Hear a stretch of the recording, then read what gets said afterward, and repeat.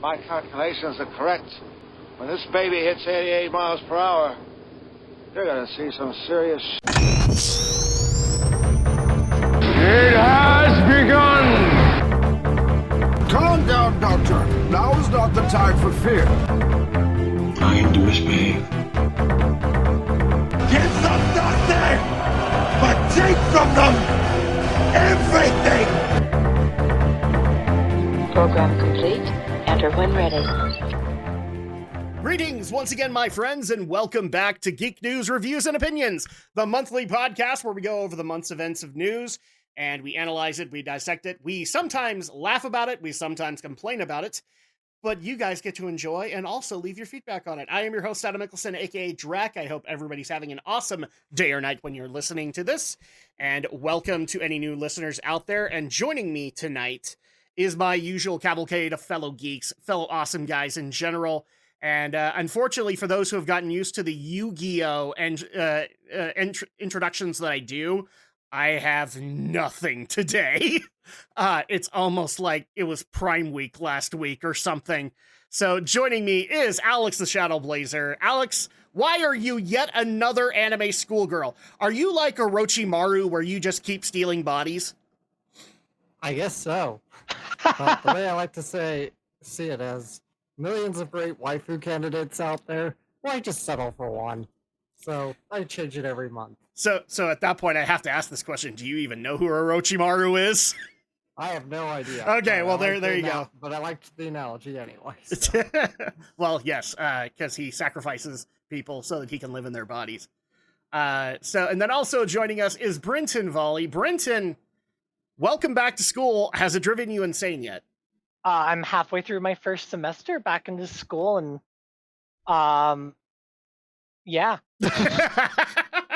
Are you writing on the walls, like writing Cthulhu's embraces on the walls now?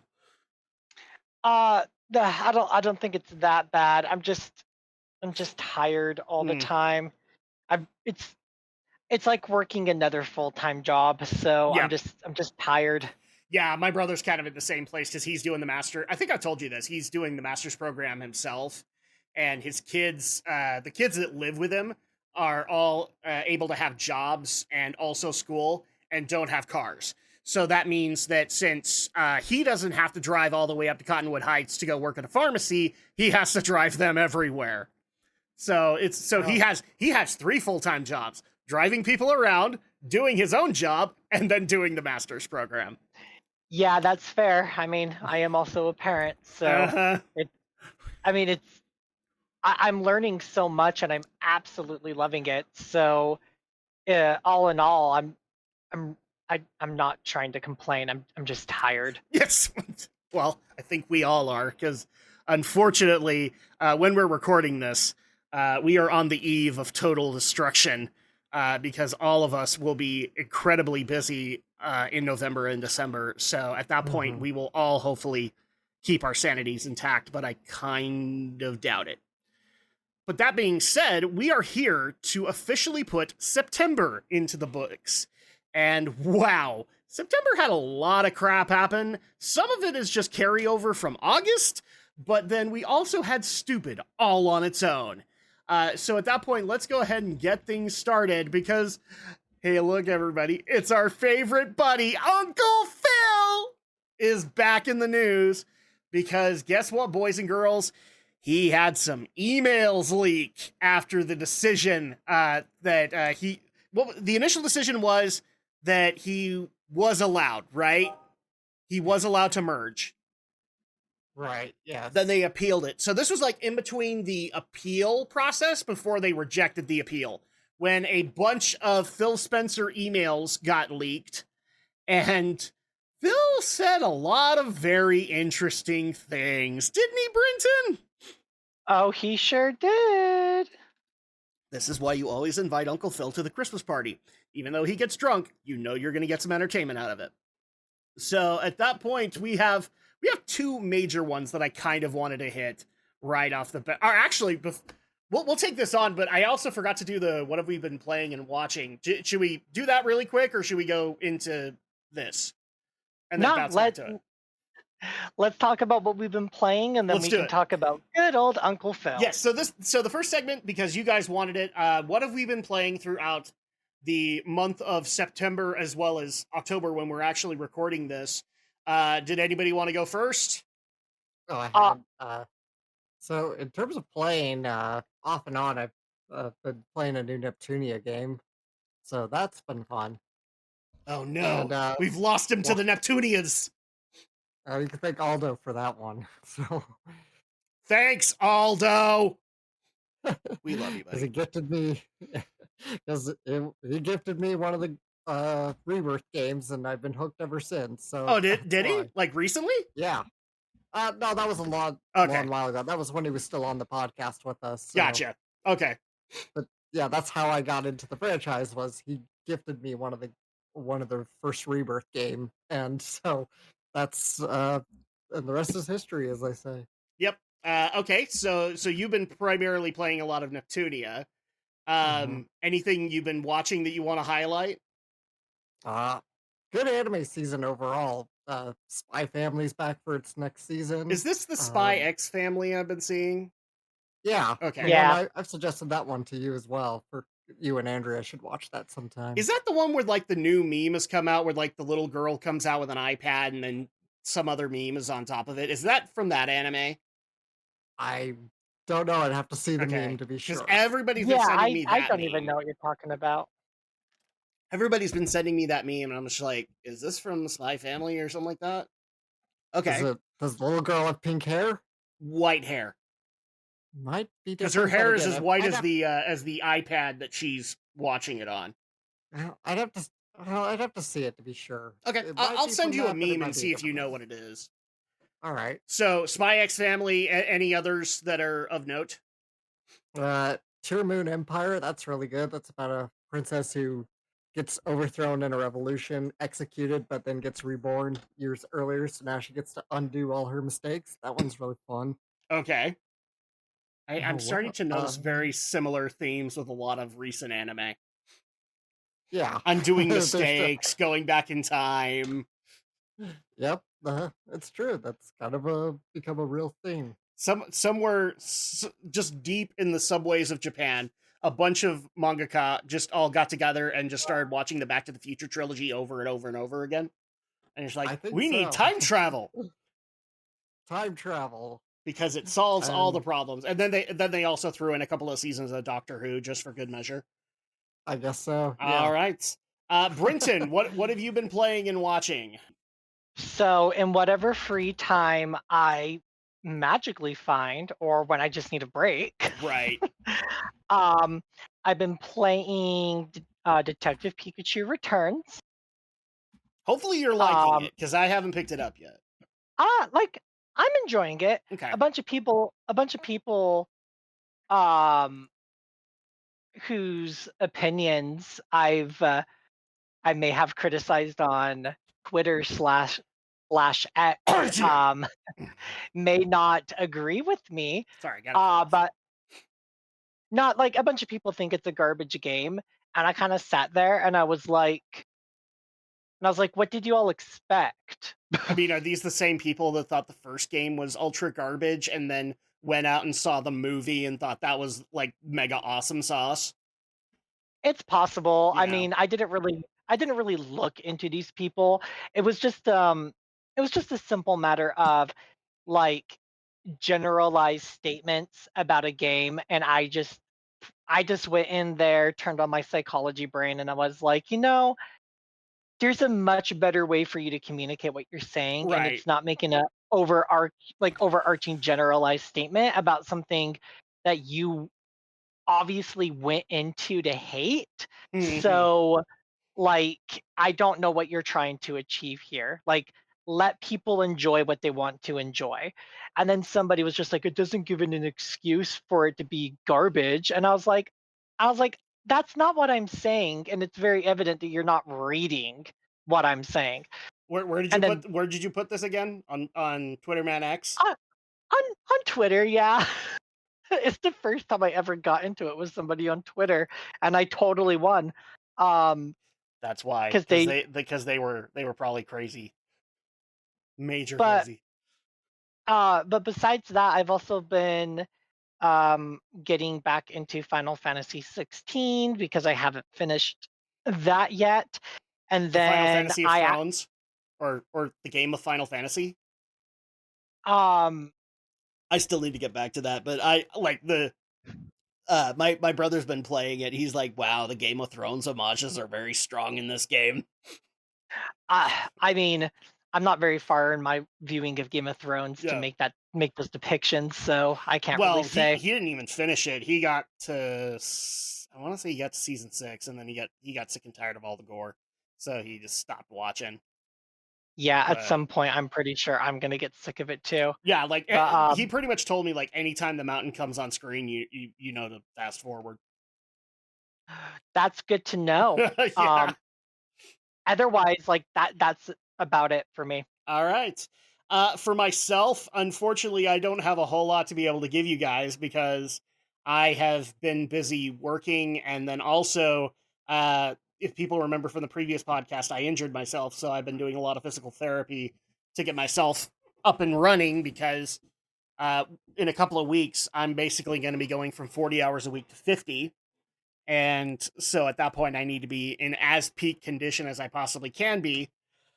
So games I've been playing, well, obviously I've been playing all the games you guys can see on the GNRO minicast, so you guys can check those out and see the clips of those because I'm working on those for reviews.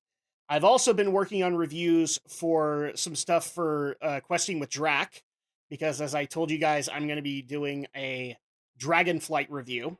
So World of Warcraft Dragonflight, I'm going to be reviewing the story and how it unfolds and see if it's going to be good or bad. And actually, I've been spending a lot of time in WoW because there's an event going on called the Turbulent Timeways, where to summarize this for Alex, because Alex doesn't play, but Brenton will know what I'm talking about. There's a thing that goes on like every couple of weeks or so called time walking, where they basically take an expansion, a previous expansion of WoW, and they allow you to play the dungeons of that, but the game will basically scale you down to the level that you should be for that dungeon and allow you to be able to go through those dungeons again and re-experience them. In Turbulent Timeways, now they have a new event that'll happen every 6 months where they will have, I think it's 5 or 6 straight weeks of time walking events. And if you do it, you get additional buffs. It's actually a really great way to level characters. And because everybody's doing it, the dungeon runs roughly take about 10 minutes each. Because everybody gets veterans that know how to get through these dungeons inside and out. So at that point, like, I don't know how many dungeons I've recorded at this point for footage, but it's a lot. And I've already leveled like 3 alts, and this is just in the spare time that I have. So I've been working a lot on that, as well as some of the other ones that you guys see on the GNRO minicast. I've also been watching a lot of Yu-Gi-Oh! I blame both of you for this. And also you guys out there. But Don't blame me. This whole thing was your idea. Yeah, I was gonna say, what the hell? Hold on. This whole I operation was presented the your idea, but then our listeners endorsed it. I'm not at fault, it's them! So Alex and I had nothing to do with this. We've just been dragged along at this point then. Yes, Yeah. you are both my hostages. No, we Anakin did it for a Skywalker. noble This whole, reason. I gotta quote Anakin Skywalker. This whole operation was your idea. Yeah, there you go. It totally works. Yeah, so, but here's what's funny about it. Just for the hell of it, because now my cell phone plan is we don't have the fixed certain amount of gigabytes for our data anymore. We are officially into unlimited. And usually when I'm working, I just put on like a podcast or whatever.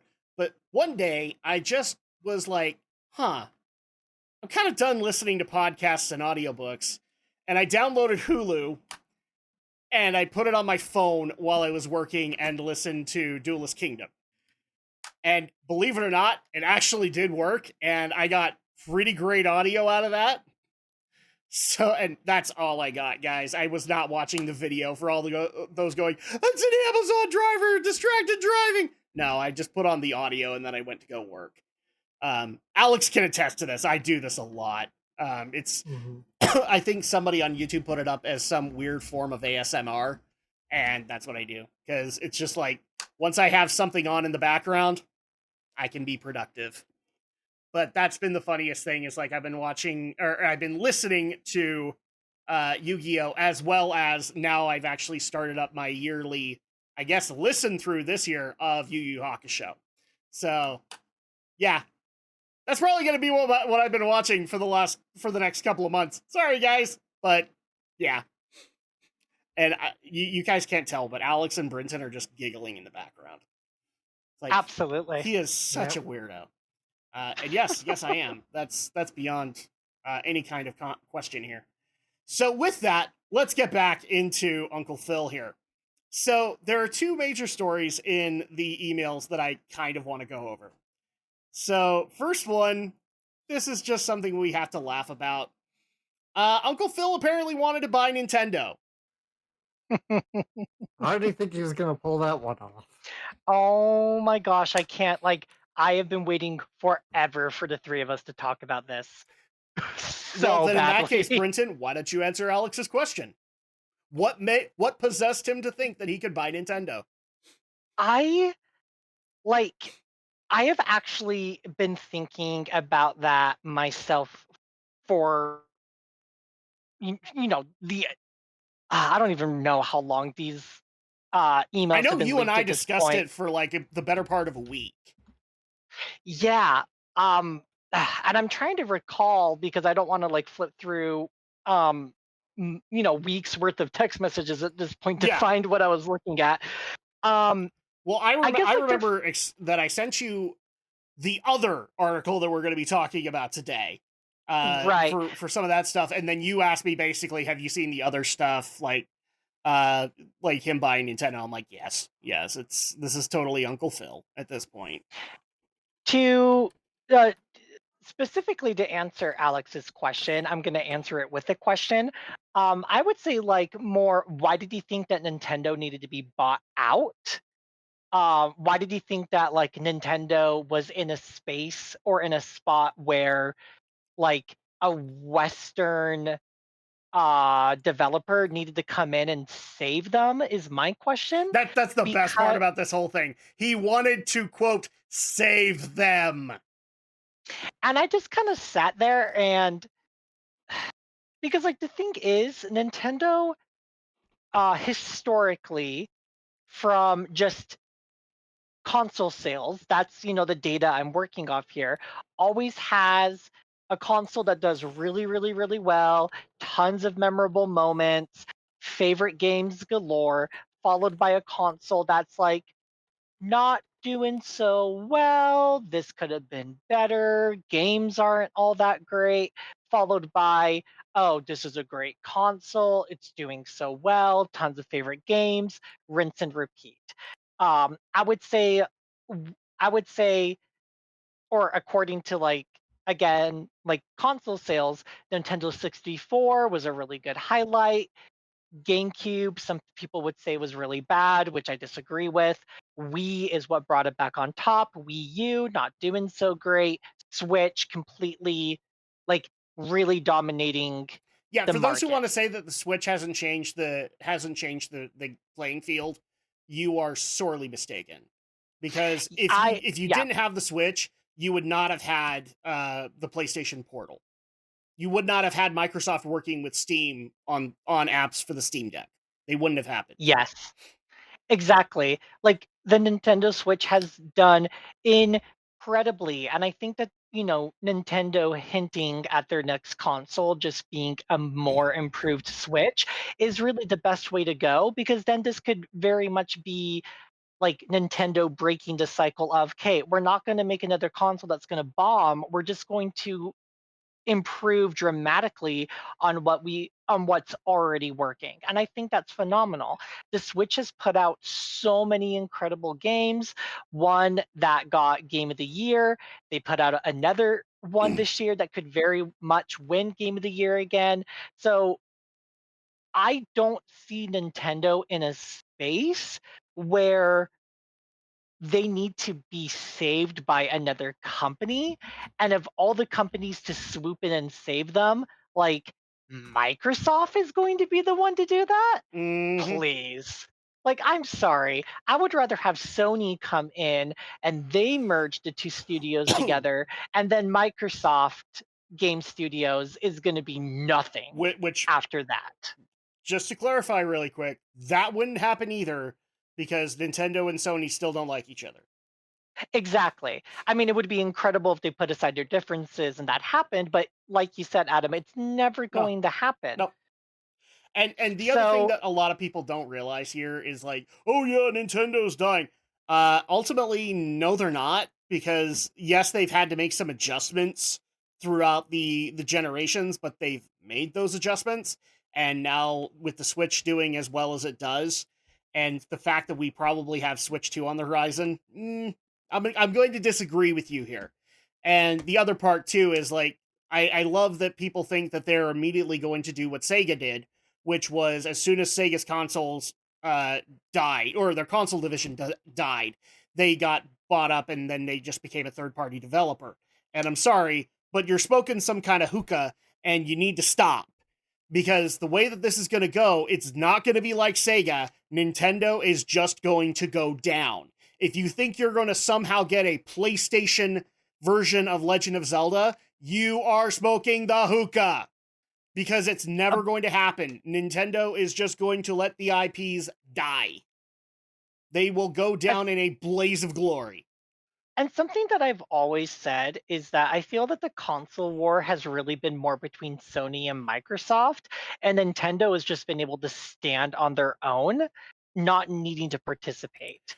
Yeah, they, So, they just basically kind of dropped it and instead wanted to become the innovators here. Because and I tend to agree with them, but I also get why that tends to bite them in the ass. Because yes. Xbox and PlayStation are pretty much just mimicking each other. So if Yes. one has to be a 4K console, the other one has to be a 4K console. Occasionally you'll see innovations in their hardware, but most of the time not really. They are pretty much putting out the same power as you might think they will. So at that point, Nintendo basically said, why do we need to fight with these guys?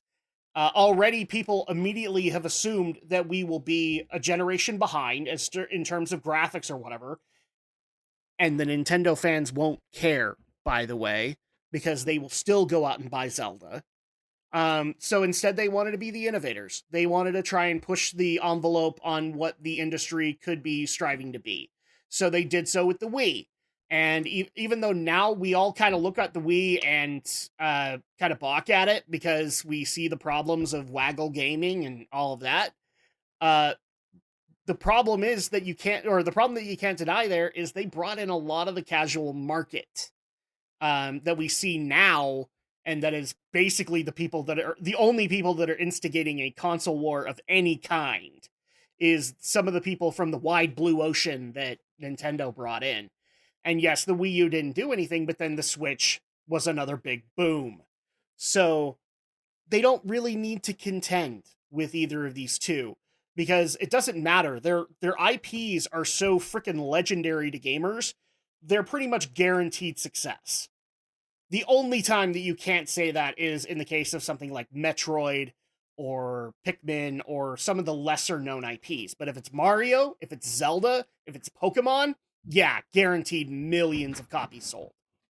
Does that answer does that kind of answer your question, Alex? Do you have anything that you want to expound upon, or maybe a follow-up question? I think that answers the question fine. Should we hear this from the horse itself? Speaking Yeah. of the horse, All the right. horse's mouth. Yeah. So the leaked email that we're talking about was Phil Spencer in response to Chris Capicella and Takeshi Numoto. I was not able to find anything on Capicella, but Takeshi Numoto is the EVP and Commercial Chief Marketing Officer with Microsoft. So basically, this was an internal discussion, and they were apparently talking about buying Nintendo. And these are the words from the horse's mouth. Takeshi, I totally agree that Nintendo is the prime asset for us in gaming, and today gaming is our most likely path to consumer relevance. I'm going to let that sentence stand for a second. So they will be relevant if they buy Nintendo. They kind of already are. It's just not as much overseas, I guess. But that is Well, kind they of a are weird way to relevant put it. to the demographic that they've pandered to the last couple of generations. Yeah. But what he's basically admitting here is, oh yeah, there's a wide range of gamers that we have never pandered to or ever tried to reach out to, ever. And Nintendo's somehow the way that they can do that. How about go and make games that that audience would like? I know I'm thinking crazy here. Crazy out of the box. But how about you just make those games? Even before, or even just license some of those games, you Mhm. know? Just get some, like, say, I don't know, JRPGs, just throwing that out there. Like, Mhm. maybe you don't even have to go for the latest game. That's always a plus. But maybe even a game that's a few years old that's been, like, I don't know, mostly console exclusive or only on, say, Nintendo, PC, and PlayStation. Maybe go grab that and bring it to Xbox as well. So, moving on here, just because there's a lot to this email. I've had numerous conversations with the LT of Nintendo about tighter collaboration and feel like if any US company would have a chance with Nintendo, we are probably in the best position. The unfortunate, or fortunate for Nintendo, situation is that Nintendo is sitting on a big pile of cash. They have a POD that until recently has not pushed for further increases in market growth or stock appreciation. Because they don't need to! As soon as they put out a Zelda game, it sells units. Even with I mean, Tears of the Kingdom is a really good example. I can't tell you how many people have complained about this game, yet like people are playing it and it's sold really, really, really well. Even And that's better, why Breath of the Wild. Are we all in unison in thinking that pretty much sold the Switch? 100%. Yes. Definitely. I mean, it won game of the freaking year for like a massive reason. Mm-hmm. Well, but the reason I bring that up is because, I mean, some people tend to ignore this, but when they have big titles that are going to be launch titles for their consoles, they do fairly well. Otherwise, they have kind of a slow start. And in the case that I'm talking about, we've been talking about the Wii and the Switch. Breath of the Wild launched with the Switch, and Twilight Princess launched with the Wii. And if people don't think that those units went hand in hand, you're kidding yourself. Because there's a reason that they decided to delay things for Twilight Princess and put it out on the Wii so that they had a game that could sell consoles. They just didn't realize that the game that came with the console would sell better than Twilight Princess, and believe it or not, it did. Primarily because the Wii cost more. I mean, But honestly, Wii Sports, there's still people that play it. I mean, there is like a total conspiracy out there that I've read where there's fans of Nintendo that have stated that every time that a new console launches with Zelda, it sells well, and anytime a console launches with Mario, it does not. Yep, there are perfect examples of it. For example, the GameCube launched with 3 third-party titles. Three third-party titles and Luigi's Mansion. Now, Luigi's Mansion was a new IP at that point, and people were basically complaining that it wasn't Mario. And then, December of that year, Smash Bros. Melee comes out, and that's what creates the GameCube boom. They had to wait 3 months, and those were kind of 3 rough months for the GameCube. But once Melee was out, it was smooth sailing for them. Because after that came Wind Waker, and then eventually Metroid Prime hit the scene. So, yeah, those definitely helped that out. But there are examples of consoles that didn't do that, and therefore they kind of suffered because of it. I'm trying to think of other ones right off the top of my head, but like the next one before that was Mario 64. That one did well. Super Nintendo was off to a rough start, but that wasn't because of Mario World. If I remember correctly, Mario World didn't come out at launch in the US. Instead, it was like Populous, and I want to say ActRaiser was also a launch title, But a month later, Mario World came out for the US audience. That's when that boomed. So I think that's how it worked. But moving on into this letter. So I'm not going to read the entire letter. I'm going to read the stuff that is relevant. So yeah, they're talking about purchasing Nintendo. Confidentially, we have two fairly active M&A discussions in gaming right now. Warner Brothers Interactive and ZeniMax. So now we know that in August of 2020, they were talking with Bethesda. That's when they were talking to merge with Bethesda. Why were they... Now, I've seen a lot of people asking this. Why were they talking to Warner Brothers Interactive? A lot of people failed to remember Warner Brothers was not in a good state at this point. And multiverses did not help. And so basically what happened with the Discovery merger is, I believe they also own WB Interactive, but independent companies like NetherRealm had to basically self-sustain. They got rid of those real fast. And the other two that were really sad as well were Rocksteady Games, so the people who make the Arkham games, and also TT Games, who makes all the Lego games. And to this day, I think we still haven't heard what TT Games is going to do from here on in, but I do know that a couple of Lego games have come out. I'm just not sure if TT Games have made them. So, yeah, so confidentially, they've been talking to them. I took ZeniMax to the BOD last week, and prior to the BOD discussion, I asked Amy and Satya if they wanted me to slow either or both of these, given the TikTok discussions that they both emphatically told me no. Primarily because they were both circling the drain. They needed somebody to buy them. So, of course, you went whining and dining them, and, of course, they wanted to be able to do that. In fact, I actually do believe if Discovery had not bought up all of WB, except for companies like NetherRealm, Microsoft might have gotten Warner Brothers Interactive and all of its licenses. They probably would have done it along with Bethesda. But obviously, we know how history went, and Bethesda is theirs. Who knows for how long, but okay. So, yeah.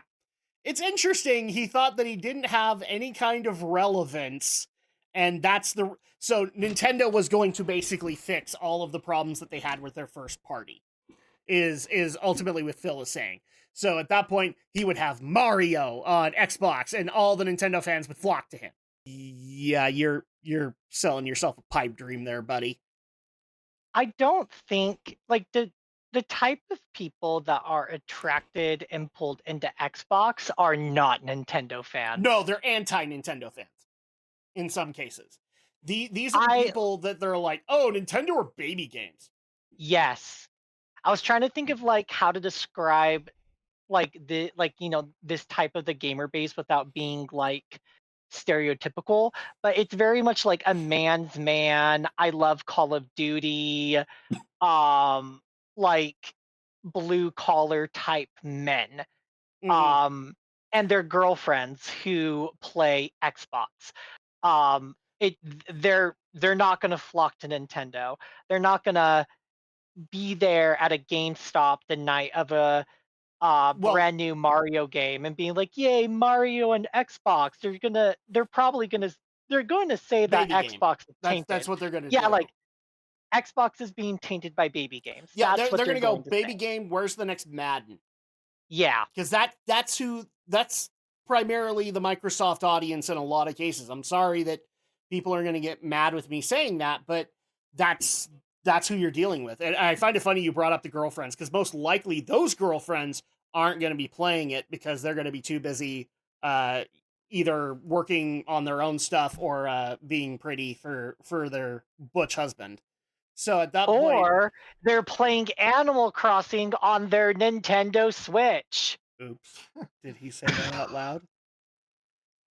Yeah, so or playing Candy Crush on their phones. Which is more likely in a lot of cases. So at that point, like that's pretty much what we can talk about this one. Alex, you get the final thoughts on this one. Nintendo or Microsoft buying Nintendo is Phil smoking crack here? I think so. It's like, Nintendo's been around for over 130 years. Yes. You know, they've survived decades and decades and decades. They've changed their business model quite a few times, obviously, from playing cards to other ventures and eventually to video games. I think they were a toy They've- maker at one point, weren't they? Yes, they were. Yeah. They made toys. cars, they made like little toys here and there, and then they They've went done a straight up lot to software. They've done a They lot. survived a world war. They survived an economic devastation when Japan was completely wrecked from the war. Yep. They survived for generations. It's been a family business for generations, not so much anymore, but it has been in the past. Yeah, if The people idea don't that- realize this, there's a reason that the Yamauchis have to select the CEOs. They are that respected. Yeah. It's like the idea that an American company or American businessmen could come up and just buy out the entire company, buy up all the stock, because it's a public company, so that's how it would work in this case. He's out of his mind. It's Yes. crazy to think he thought I this love would his work. assessment that he thinks he can do it based on the LT of Nintendo. I'm sorry, is And that he- Furukawa? You better be talking to Furukawa, all right? That's the only way that shit's happening. If you're talking to people from Nintendo of America, they don't speak for Nintendo, dumbass! They don't. They And really Adam, don't. sorry, not Adam, Alex, you bring up a really good like cultural aspect here. I think it just goes to show how culturally inept Phil Spencer is, that he thinks that he can swoop in and just take away essentially And a quote, family save business them. from and save them as if they're in need of saving. So I think Either that or I his, think his that- talks with Bethesda and Warner Brothers increased his ego by like 30 points. I mean, Adam, I believe I used delusions of grandeur when we had talked about this. Yes. It just makes me not want to. I'm trying to remember if you were the one I brought this up to, or if it was my brother, where I said that that's Joe Biden levels of dementia. I just don't have any interest in wanting to like engage with Xbox hardware anymore. Like I'm good. Mhm. Like I really am. I'm really am so good. Well, Everything that I've said about this man, just in the way that he's behaving, I will give him credit. The way he behaves publicly and the way he behaves privately are consistently the same. So good on him. But on top of that, all that tells me is like, dude, there's not a whole lot of like respectable traits here in how you're approaching the market and the console wars and the just this whole going into the new era of Xbox. You've been a total douche, and it's very disgusting. It's very disrespectful, especially with what we've learned, even more so with these email leaks. And I just don't care to. I don't care to engage with Xbox. I don't. So the other thing also that I want to point out here before we get to the next article, guys, because I do think that it's important to be able to state this. A while back, we did a podcast where we talked about Phil Spencer, and I pointed out that Phil has a very readable behavior, and this endorses my opinion completely. Instead of going internally to fix it, how does Phil want to solve the problem? By throwing money at it. Oh, we don't have first-party support? Okay, we'll buy first-party support. That's a scary thing. And unfortunately, he just barely merged, as of recording this, with Activision Blizzard. So here's hoping they do well, because something tells me Bethesda right now is very much in the doghouse, because Starfield's numbers were nowhere near the projected numbers that Phil was saying that they should be. So I'm guaranteeing you they're in a hot spot right now with Phil. And Phil in turn is basically in a hot spot with the CEO of Microsoft, because he's basically looking at Phil going, we spent all this money and this is what we got? Yeah. This is not a good situation for Phil, but it definitely showcases this is Phil's answer to the problem. I will buy it. and then it's fine. Whereas Nintendo's solution was not, I'll buy it, but I will adapt. There's this very clear difference here, boys and girls. Now, with that being said, let's go ahead and get into the next one, which I can't even believe I'm saying this. I tend to agree with a lot of Phil's opinions that are expressed in this one, because not only did he have delusions of grandeur about buying Nintendo, he threw AAA games under the bus, basically, with one of these emails. People are probably wondering how on earth did he do that since they love him so much. Well, he basically pointed out a lot of problems in their current strategies. And I actually do recommend, unfortunately, it's Kotaku or not Kotaku, Polygon that wrote this article, but he does point out in this email that they're referencing from, the AAA has been making a lot of really bad decisions, and the primary reason that they've been doing it is because they've been stuck in one frame of mindset for many years, and that's ultimately going to cost them now that there is something called the digital storefront. So basically, one of the big arguments that Phil makes in this email is AAA, and by AAA, who are we talking about? We're talking about EA, talking about Activision before they got bought by Microsoft. We're talking about Ubisoft. We're talking about Rockstar to some extent. That's what I'm talking about. AAA are the US developers, the ones that are super uber amazing and never come out with any failures whatsoever. For all the people that are immediately clickety-clacking right now in the comments, yeah, that's the problem. You're clickety-clacking and not listening to me. So, one of the things that AAA thought that they could do in order to, quote, dominate the gaming market was dominate the shelf space of the gaming market. So basically, their idea there, which is, worked out so well for EA in the past, is basically their brand should be the only one on the shelf. Which is funny to me because I don't know how they were going to do that, considering that most mainstream gamers, especially those that got brought in from the Wii boom, they don't pay attention to who makes the games. They only pay attention to the fact that the game is made. And in case you guys can't remember, the logos on the game cases are really tiny. So how on earth were you going to dominate the shelf space there, EA? Ubisoft, Activision. The only people that pay attention to brands are hardcore gamers. So, yeah, that wasn't really going to work out for you guys. It gets even better because once the digital storefront came out, they were not prepared for it at all. They did not have any kind of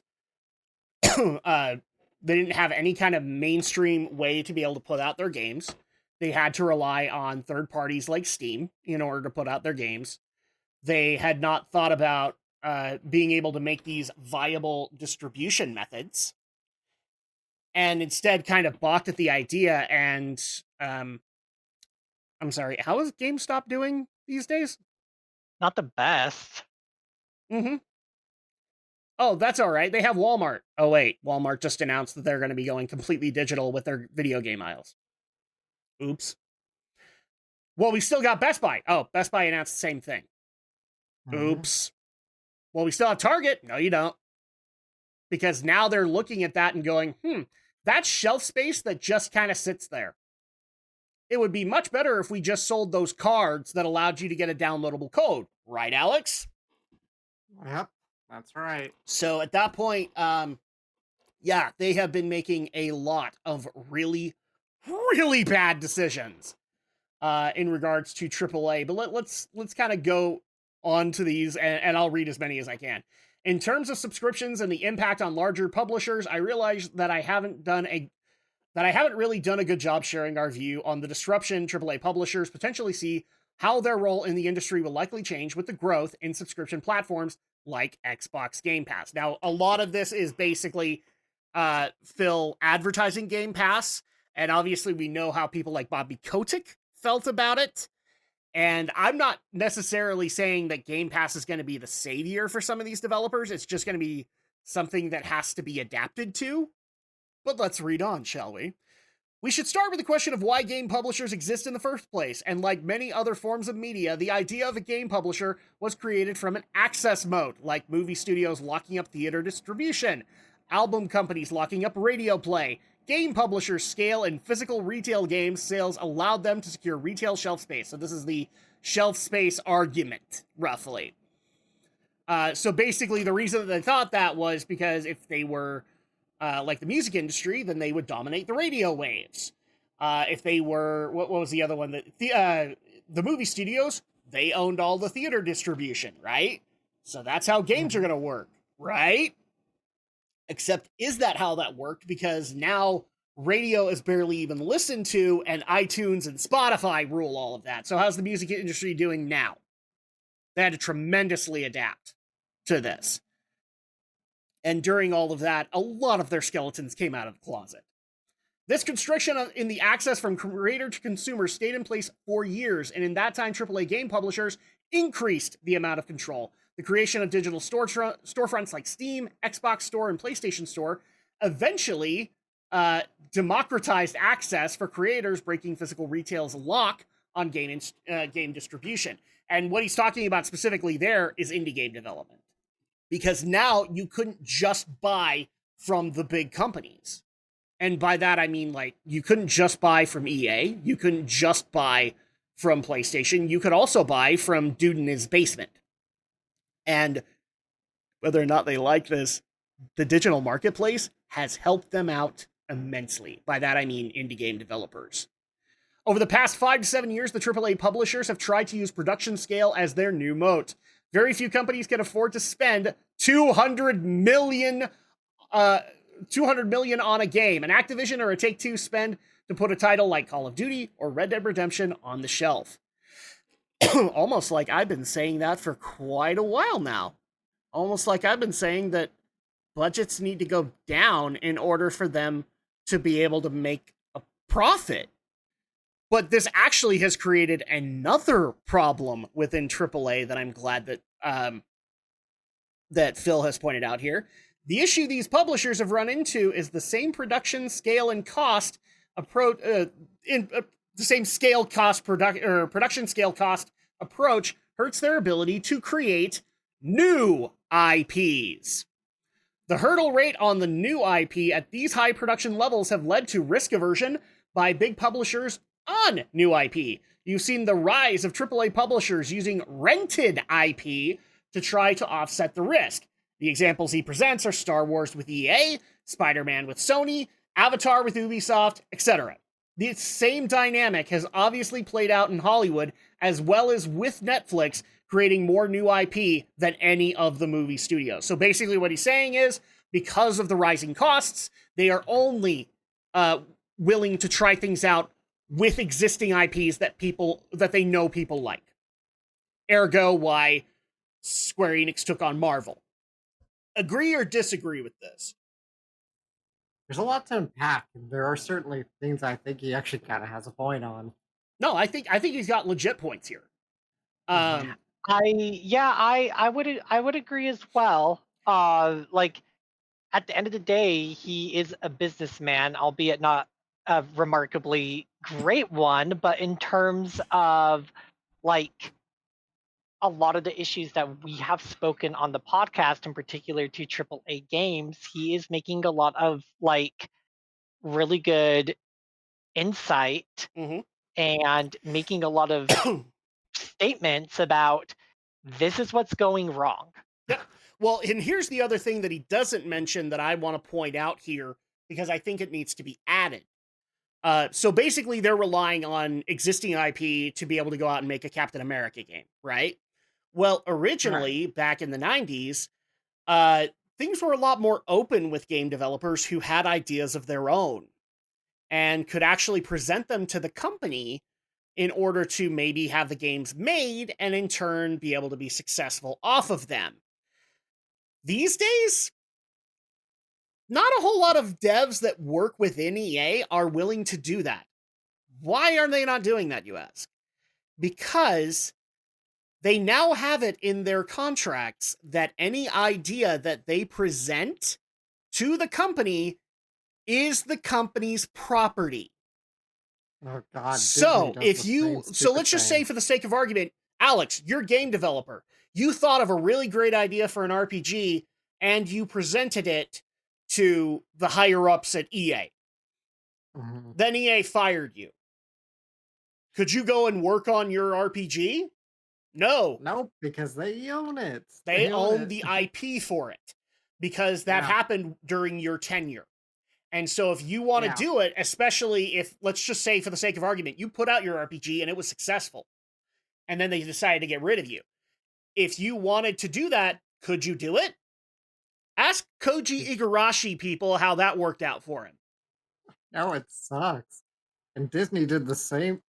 Probably still does. In fact, Disney does the same shit too. Disney Interactive Right. did, yes. And here's the And they do it Disney differently Film because does it too.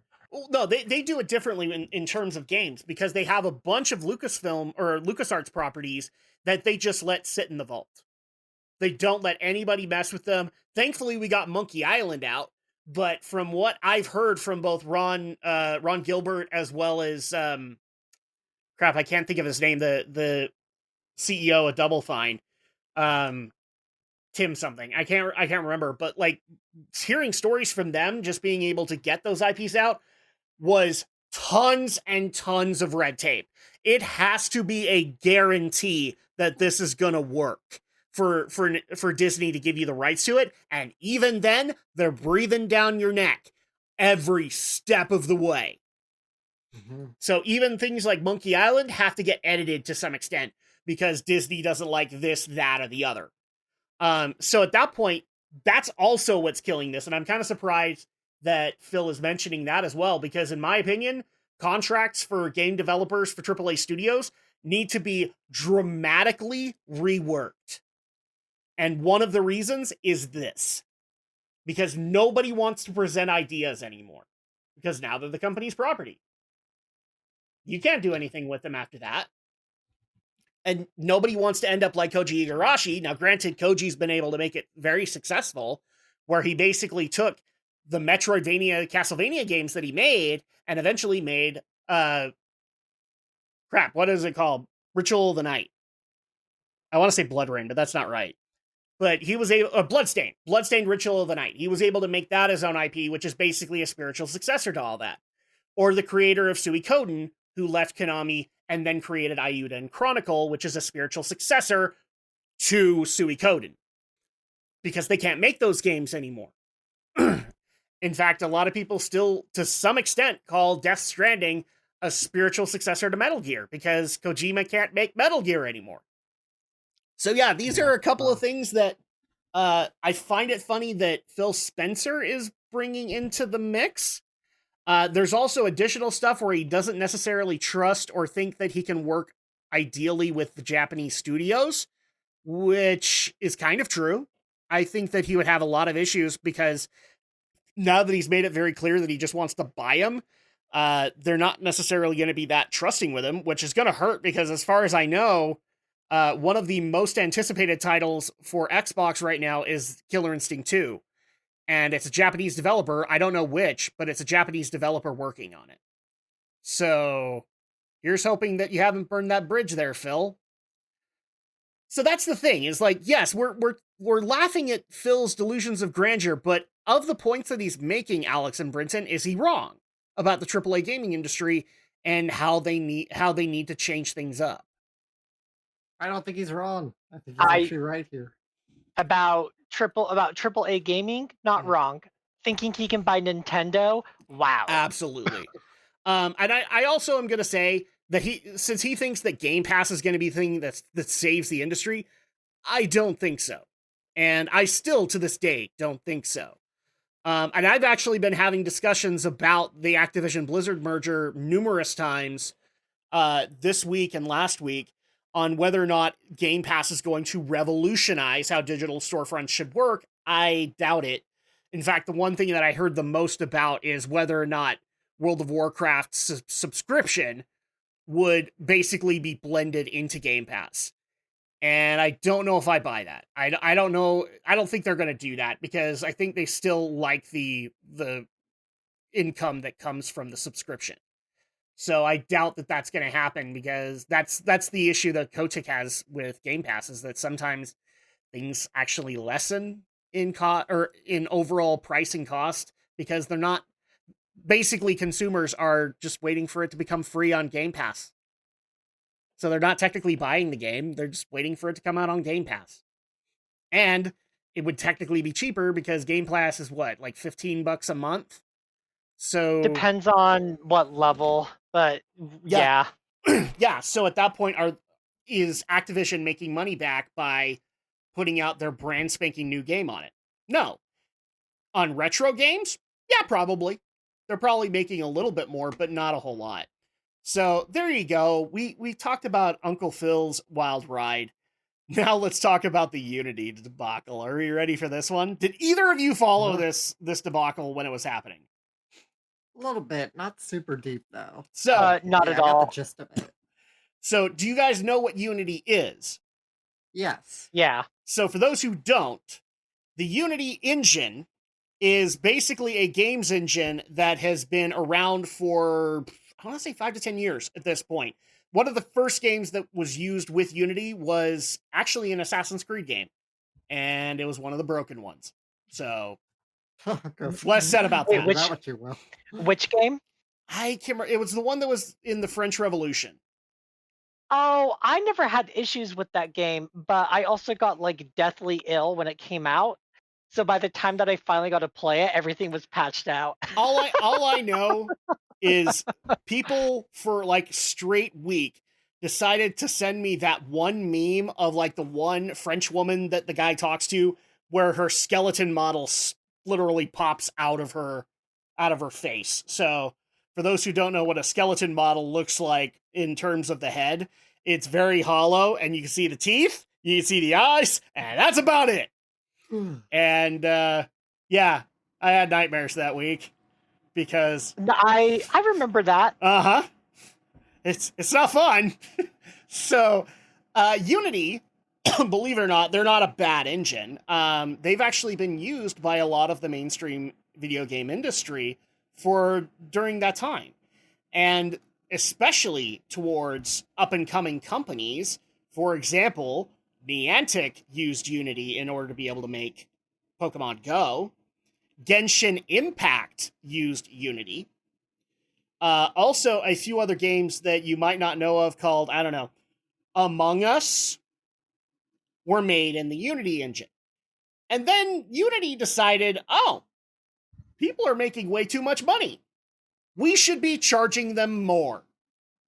So the company announced that starting in 2024, the company would assess a 20-cent fee per install of a game once that title had sold to over 200,000 copies.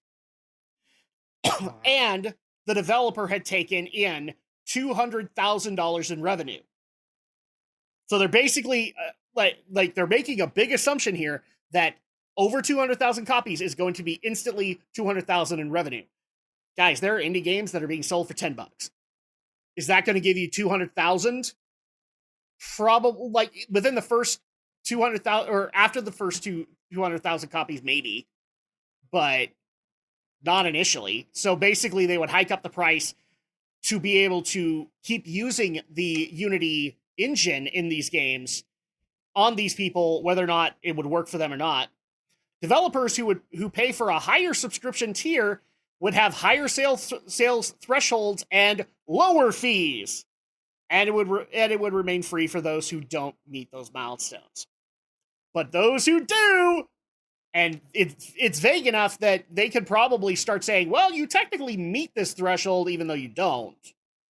While selling 200,000 copies might be a dream come true for many indie developers, and Unity itself estimated that around 10% of its users would fall under this umbrella, there are also plenty for whom this fee could be disastrous.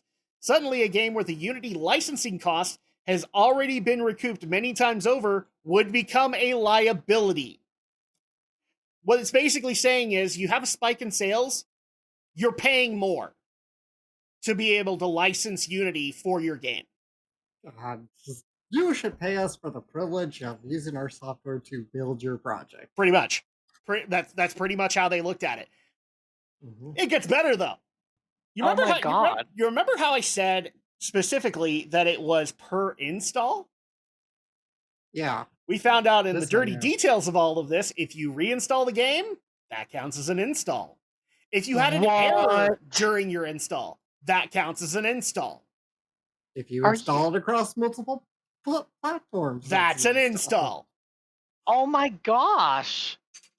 So, because that's the other thing that hurts indie developers, is that sometimes people will purchase these things, not be able to install them because then they realize that their PC specs are not going to be able to meet it, and uninstall the game. And even though they're not playing it, now you have to pay for the privilege.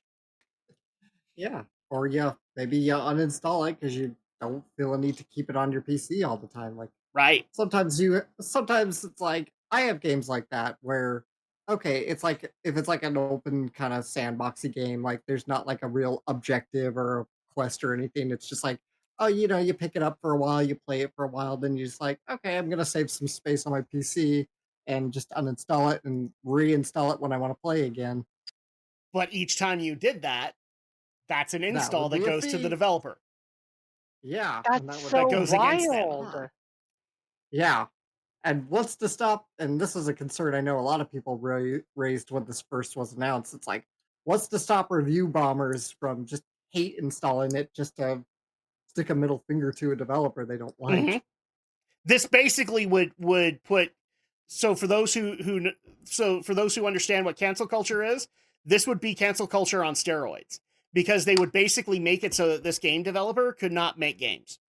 Because if they wanted to be able to use Unity, they wouldn't be able to, because they wouldn't be able to afford it. The other thing too that's that this article doesn't mention, but others did, once you hit those thresholds, Unity would basically expect you to up your tier. So like there are tiers of sales, much like with Microsoft and with Adobe and whatnot. If you started reaching a certain point, they would force you to upgrade your membership. So just imagine that if you're like on the highest premium membership and you're paying Unity for that privilege, and there's only like 5 people playing your game, currently playing your game. Maybe you had a spike right at the beginning and then it dropped off. Yeah. So what if you're like a first-time developer and you get lucky and and your game becomes a viral hit? Mm-hmm. And then so now all of a sudden you're like having to pay out more because you got lucky one day. Oh, and by the way, that upgrade and that price due 5 minutes ago. You aren't going to get your money right away. Like, a lot of people don't realize this. It takes a while for platforms like Steam to be able to reach out to indie developers like Scott Cawthon or the person who made Genshin Impact and actually pay them what they're due. Yeah. Plus, those platforms get a cut of your sales as well. Yup. And also, the other thing that people should point out with the installs, a lot of the games that I mentioned are mobile. Do you know how many times people uninstall apps and then reinstall them later? Mm-hmm. Pokemon Go, just as an example. Oh, shit. Mm-hmm. So as you guys can imagine, this created a very big surge in gaming. So much so that a bunch of developers basically said that they were going to be quitting Unity. One of those was the Among Us developer Inner Sloth, who basically came out and said that rather than pay the fees, they'd just take their game offline and delay any additional DLC until they could either port to a new engine or create an engine on their own. For those who don't know, creating a game engine is a lot harder than it sounds. I know that people want to go to John Carmine. Crap, is that his name? Creator of Doom, right? Or Wolfenstein? No, he created the Doom engine. Right. So John Romero is the level designer that everybody thinks of. John Carmack. So for all the people that want to say that John Carmack just makes it look easy, John Carmack had to, shut himself off from the world for months to make the next Quake engine. It's not as easy as you think it is. Yeah, I mean, I've struggled learning Python to work with RenPy, and I'm like, I can't imagine trying to build an engine from scratch. Mm-hmm. And yet there are people that have done it. But Yeah. a lot of the gaming industry, especially now that indie development is in play, they just license the rights to use an engine like Unity or Unreal or any of those others and just work within that engine. I know many programmers that have those licensing fees with companies like Unity just because they mess around with trying to create a game in their spare time. They're not expecting to be able to sell a game or anything like that. They're just looking to unwind at the end of the day. So, yeah, upping the costs by Unity would basically kill that for their engine anyway. But apparently this was so bad, and also from all of the studios that basically said, yeah, we're going to take this off Unity because we can't afford that. And a lot of people don't even realize this with Among Us. I mean, for the longest time, it wasn't even earning a whole lot during the pandemic because people were able to still go to like places like Game Jolt and get it for free. So, yeah, with that, a lot of people started backing out. A lot of prominent game studios and second and third party indie developers said, we're going to go somewhere else. And this was bad enough that basically Unity fired their CEO over this. And then immediately came out with an apology tweet and said, yeah, we're not going to do this. It's almost like bad press basically backed them into a corner. I wonder if bad press backed them into a corner. Did it? Sounds like it. Yep, they pretty much did. So there you go. With what I've explained, you guys' thoughts on the Unity debacle? Companies are really stupid. What can I say? They can be. I Especially when you have greedy sons of bitches as your CEO. Yeah. I mean, that's where I was gonna go with my comments. How do I want to say this?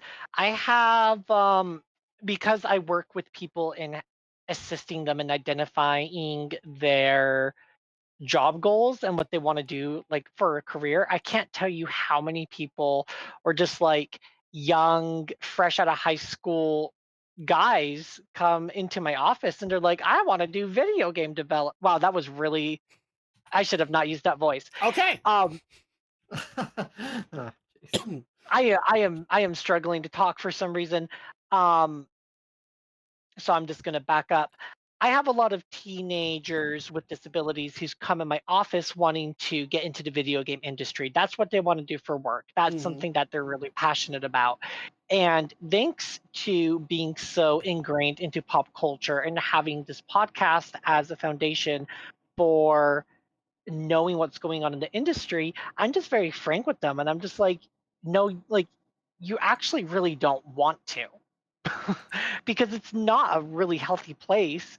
And you're coming to me because you're a person who has a disability that is really impacting their ability to work. And these companies aren't going to give a rat's ass about that. You're not going to be as successful as you think or want to be because of this, because of this, because of this.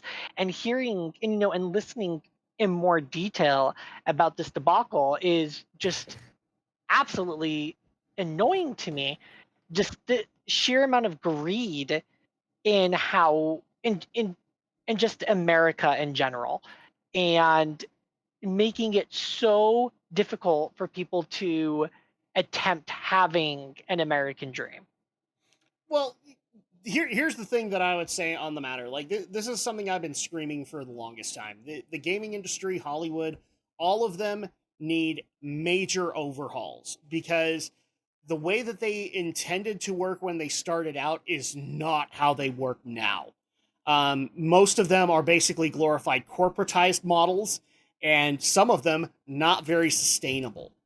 Especially in the games industry where you think you're going to be earning millions of dollars because you work on the art team of a game like Final Fantasy XIV. Guess what, boys and girls? You're probably going to be making ends meet. Because once you get to a certain point in the company, you won't see your salary go up because there will be a huge divide between you, the the marketing lead and the CFO or the CEO of that company. There's a huge divide when it comes to those offices and then the lower hierarchies of those game studios. And needs to be worked out dramatically. The studio system of Hollywood has the same problem. And they need to work that stuff out so that not a whole bunch of money is being hoarded. Because once it's being hoarded, it's not really doing anything. It's not going back into the economy. It's just being hoarded because some asshole just wants to earn as much money as he possibly can.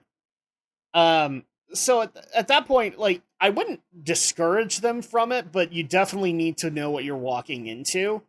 And in those cases with like disabilities and whatever, I would not recommend working for AAA.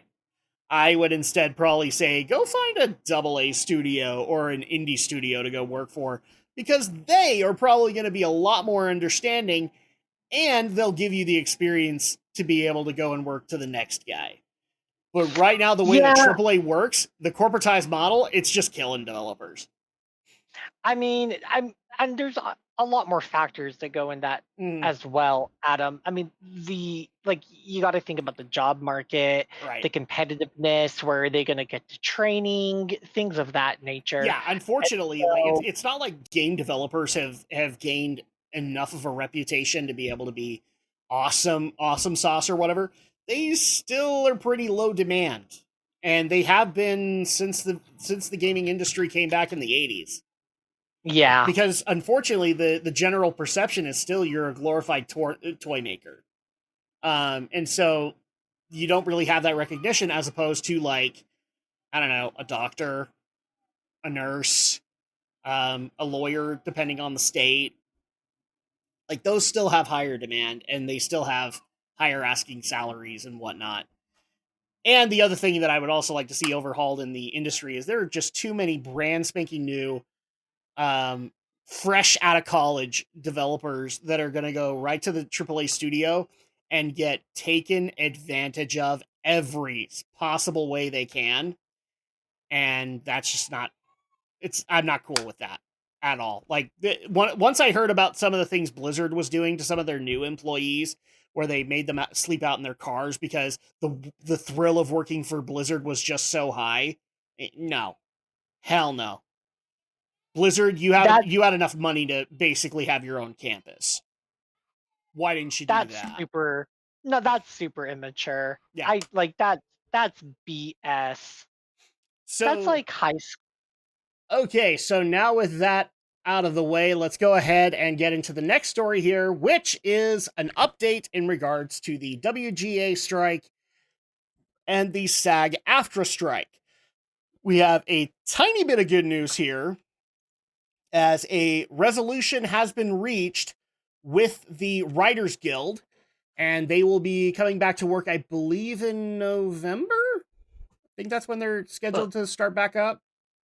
They're already back to work. Oh, they're already back to work? Okay. Yeah, so pretty much as soon as the deal was reached, they were allowed to go back to work. Yes. So with that being said, a lot of people might be asking, okay, what happened and what's the negotiation here? So basically, the studios have agreed to start increasing wages throughout, including the fact that basically accounting for streaming residuals and all of the other things that they really weren't accounting for with these writers to begin with. They've also offered some protections against artificial intelligence basically taking those writers' jobs, which I actually do agree with. I don't think that that's something that should be being done, because a lot of AI is not as smart as you think it is. But that being said, there also is a lot of talk that because of the fact that in order to meet these new financial requirements of the WGA, that we are also probably in the next month or two going to be seeing some downsizing within these studios in order for them to be able to make these paychecks. And I do tend to agree with this, because that's technically how a lot of these companies are going to go, is that they're going to immediately say, oh, we have to pay out a bunch more to these writers and to these actors and whatnot. How do we do that? Oh, let's go ahead and look into somebody in HR that we can fire, so that they have a whole new salary that they can basically put into those. So ultimately, the good news is they're back to work and they're going to be treated a little bit better. The bad news there is that there's probably going to be some downsizing happening very soon, and I'm guaranteeing you that the amount being paid up is probably not a whole lot. If I was gonna, unfortunately, we don't have like the actual numbers, and I've looked everywhere to try and get those numbers, specifically towards each individual writer, but they haven't really disclosed a lot of that. Unfortunately, we've gotten a lot of basically summaries on it, which is just generally, okay, you would be able to get paid for this amount for this 1 hour episode and whatnot. So it's not really all that helpful, but I do know that the WGA was asking for a significant price increase, and I know they didn't get it. Just because there's still a high chance that they're still going to have to work a lot in order to be able to maintain the wages that they need in order to stay in California. Alex, you were about to say something? No, you're fine. I was just gonna say something. Maybe it's just, I guess it's not easy to really narrow down a specific wage number because that's gonna vary a lot. But Yeah. based on your experience and what you're doing, like if you're a showrunner, you're gonna make a different amount than somebody who's starting out as a story editor or just a staff writer. So there you go. Now, in order for the streaming residuals to start making sense, one of the things that the studios and the streaming services were not doing is they were not disclosing the streaming numbers. And that was how they were able to justify the lower costs, because you could never argue that you did more or less because they never gave you the numbers. Part of this agreement is that they now have to release those numbers, which has both the WGA excited as well as critics excited, because now we can actually see like how well this new series on Netflix is doing, as opposed to assuming how it's doing, which is what a lot of us have had to basically do over the years. Yeah. No thoughts on that, Alex? Because I know that No. you and I have had that discussion. Like, we would love to be able to know the actual numbers of some of these streaming series. I'm fully for that. Yeah, I think it's time for streaming companies to be much more transparent with their numbers, and I think this is a very good thing. I think it's going to be good overall, because at that point, unfortunately, the truth doesn't lie. And so if a highly controversial show is out and now they can't say that we're doing incredibly well, because now we can all look up the numbers and we can actually say, oh yeah, you're not doing that. You're not doing so hot. So you can't necessarily put a PR bubble over everything, which is what a lot of these studios have been doing for months, if not years, for the longest time. So Brinton, your thoughts on this this agreement that the WGA has reached with the studios? I guess I don't have any extreme opinion. I'm just glad that things are getting resolved, because at the end of the day there needed to be a resolution. People needed to be heard, and I'm glad that it's coming to that. Yep. Now, unfortunately, SAG is not done. In fact, they basically finally okayed being able to go after video game publishers. So now that we've discussed the WGA, let's discuss the added demands that are being put upon the video game companies in order to be able to appease SAG-AFTRA and allow for them to be able to go back to work. And this includes all the people under the SAG-AFTRA umbrella, whether you're getting benefits or not. So it includes actors, voice actors, and I believe that's it. I can't remember if stuntmen are covered in SAG-AFTRA. I think stunts have their own union. Yeah, so at that point, I think it's just for the actors, and some of those actors are writers anyway, so they would be affected by the other one. Now, granted, they were also going to be covering the AI stuff with the gaming industry as well, because there are some indie developers that are using people's voiceovers, but using AI to make them say stupid things. So at that point, that's going to be heavily affected. One thing I was not happy about, and I tried to find an actual article that explained this, but SAG-AFTRA was about to throw voice actors under the bus again. Because what they were, the exact contract stated something along the lines of, the people that would be affected by this are the people with enough recognition, and the definition of that was basically going to be according to Hollywood's metrics, which in turn would be all of the Hollywood actors. It would be all of the California actors that everybody loves. But if you were a voice actor that works out of Texas or that works out of Colorado, you'd be up shit creek. And so it basically was going to be creating yet another excuse to make voice actors a second-class citizen within SAG-AFTRA. I have since heard that they have fixed that, but I find it funny that SAG-AFTRA tried to get away with that. So, yeah, people want to know why I don't really respect SAG-AFTRA. It's because they do shit like that. Where are you seeing this? I've never seen that. I will try and, like I said, I tried to track down the article that was talking about it. I will send it to you as soon as I can get it. Because I just found it through searching, waiting for a van one day, and it just pissed me the F off. The other thing, too, that they were also going to justify is that if you were a voice actor, but let's just say for the sake of argument, Alex, you're a voice actor, but you've done some motion capture? Unless you were doing motion capture full-time and not just voice acting, you were technically not going to be considered an actor, and you might actually lose SAG-AFTRA support after that. If that was true, that was bullshit beyond all recognition. Yeah. So, ultimately, let me go into the details that people are caring about. Yes, the strike is still ongoing. It got authorized. The companies that are being targeted for it include Activision, Blindlight LLC, Disney Character Voices, Electronic Arts Productions, Epic Games Inc., Formosa Interactive, Insomnia Games, Take-Two Productions, VoiceWorks, and WB Games. So basically a lot of US publishers. So a lot of people were wondering if this was going to expand out to Capcom or to Sega. No, it's not. That's not. And I think we should also just clarify this. I mean, as of this recording, this is a strike authorization. Yes. They're not actually picketing yet. They're still negotiating. They have just barely put their demands out.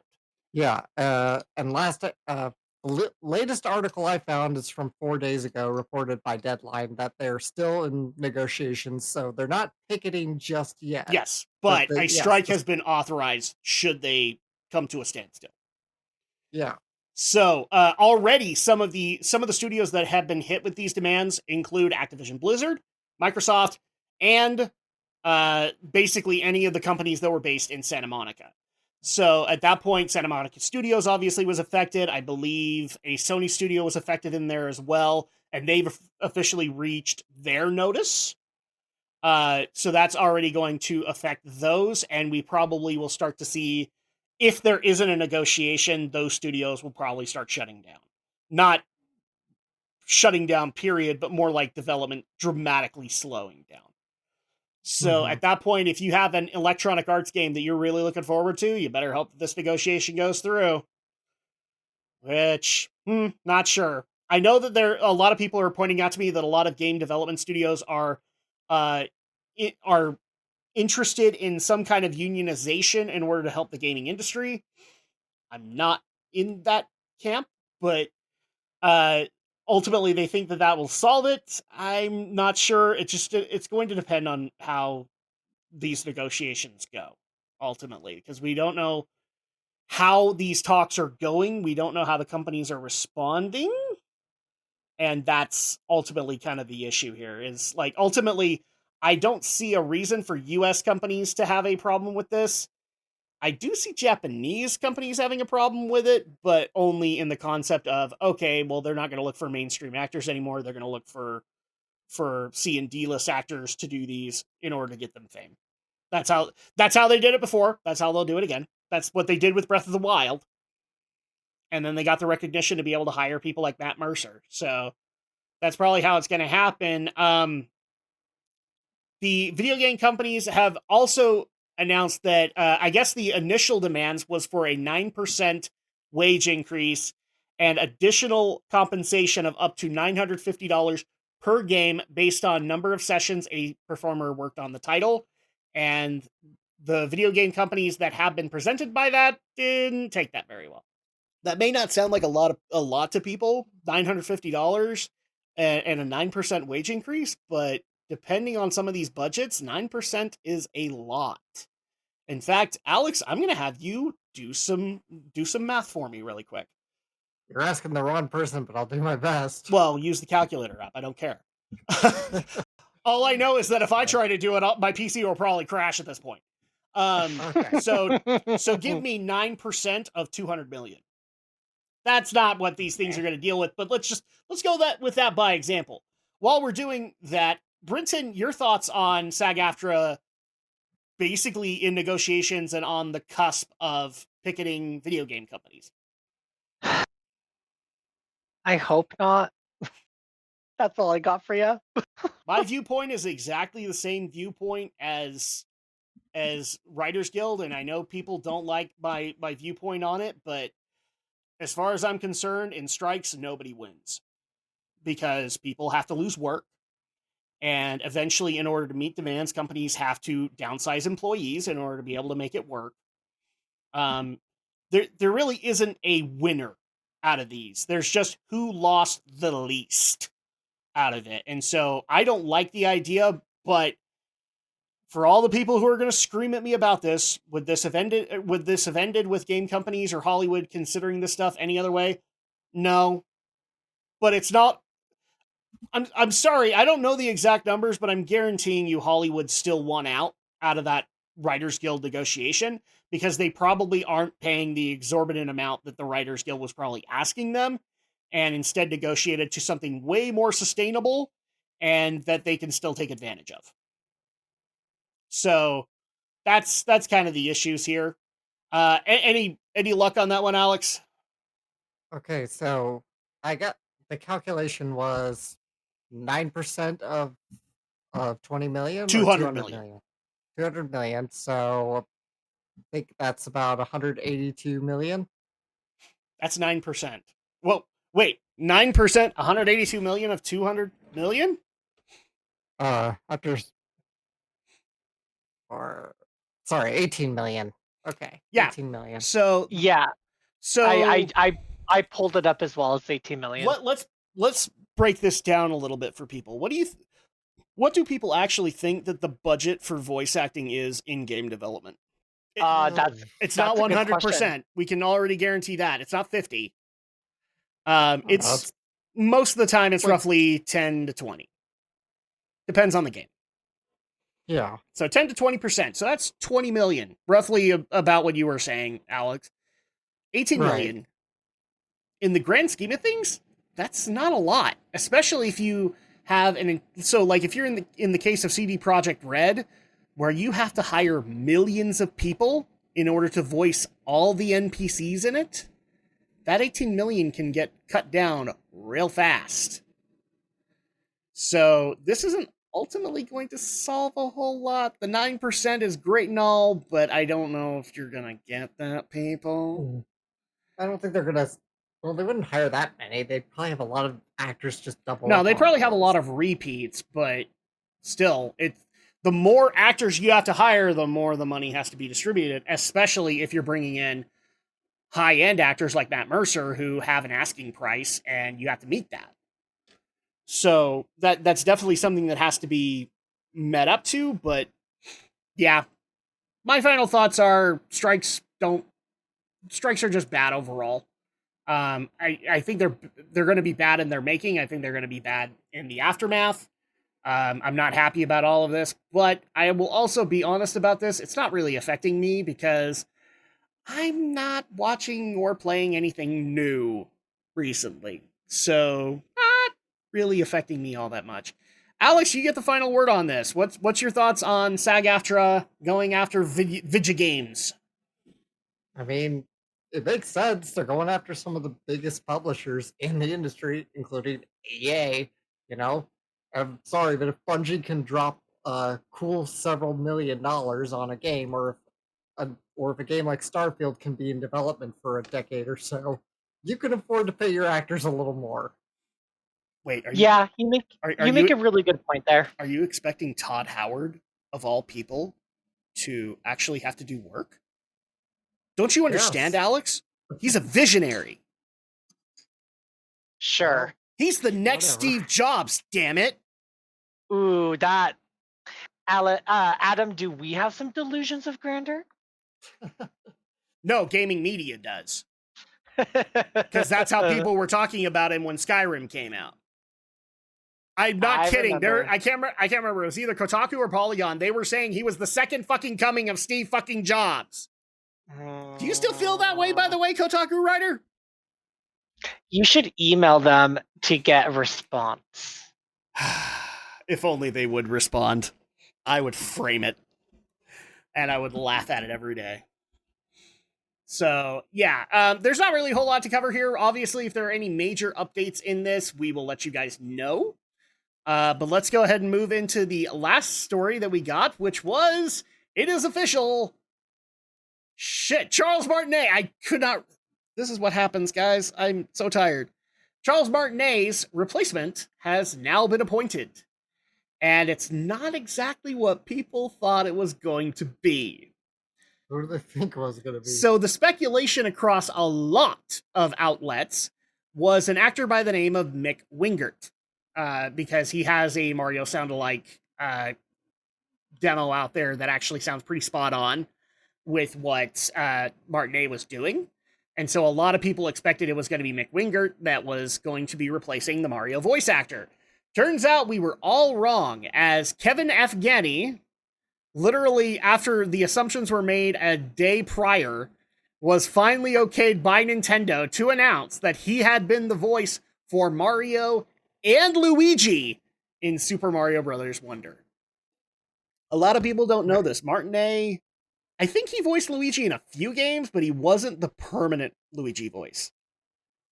And I think the games that he actually did do Luigi, it was because the Luigi voice actor wasn't able to. So, at that point, yeah. But now we have a guy who's going to be playing both plumbers. And as I actually tried to look this guy up, and it looks like the only game credit of note that I could find was in Genshin Impact. So, at that point, I do not know how this guy sounds. And frankly, all of the Mario Wonder trailers that I have seen have not had a whole lot of voice acting in them. So at that point, I don't know how to feel about this. What do you guys feel about it? Well, first, correct you on one thing. It looks like Charles Martinet's pretty consistently been the voice of Luigi. Oh, has he? Okay. Yeah. All right. I see any.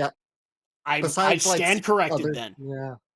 Yeah. Besides any like other media like the movie or Japanese actors, it's pretty much always Charles Martinet. I don't see anybody else. Oh God, I just looked up a picture of Kevin Afghani and he looks like Cat Icarus. Seriously, I have to put this up. I mean, have either of you guys seen Kid Icarus on YouTube? He fucking looks, he fucking looks like Kid Icarus. Pull it up, Adam. So really quick, here we go. Stop giving me shit. All right. Wow, my computer is running very slow right now. It's hating me so hard. So that is Kevin Afghani. That is the new voice of Mario and Luigi.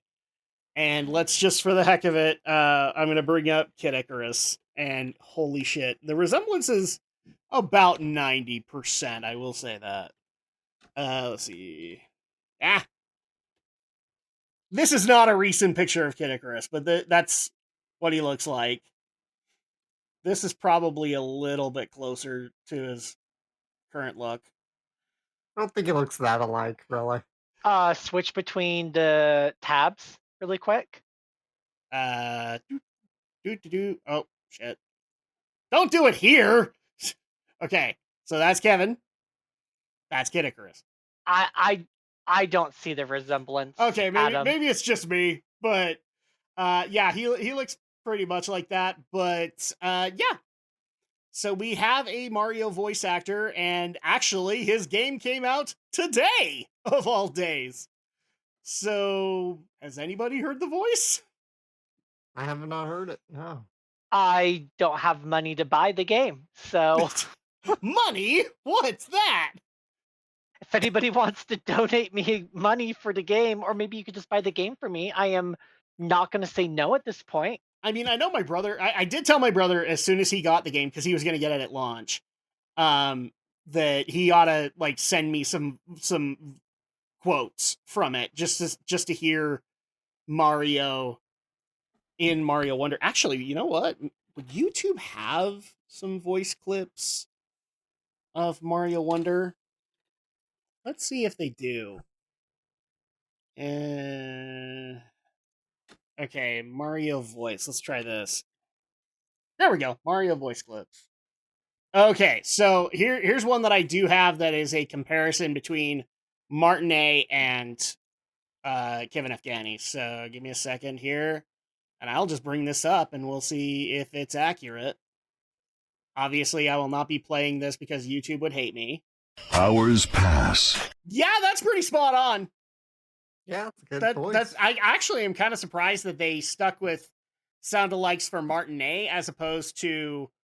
I don't think they were going to go for Chris Pratt, but maybe they were going to go for a completely different kind of Mario.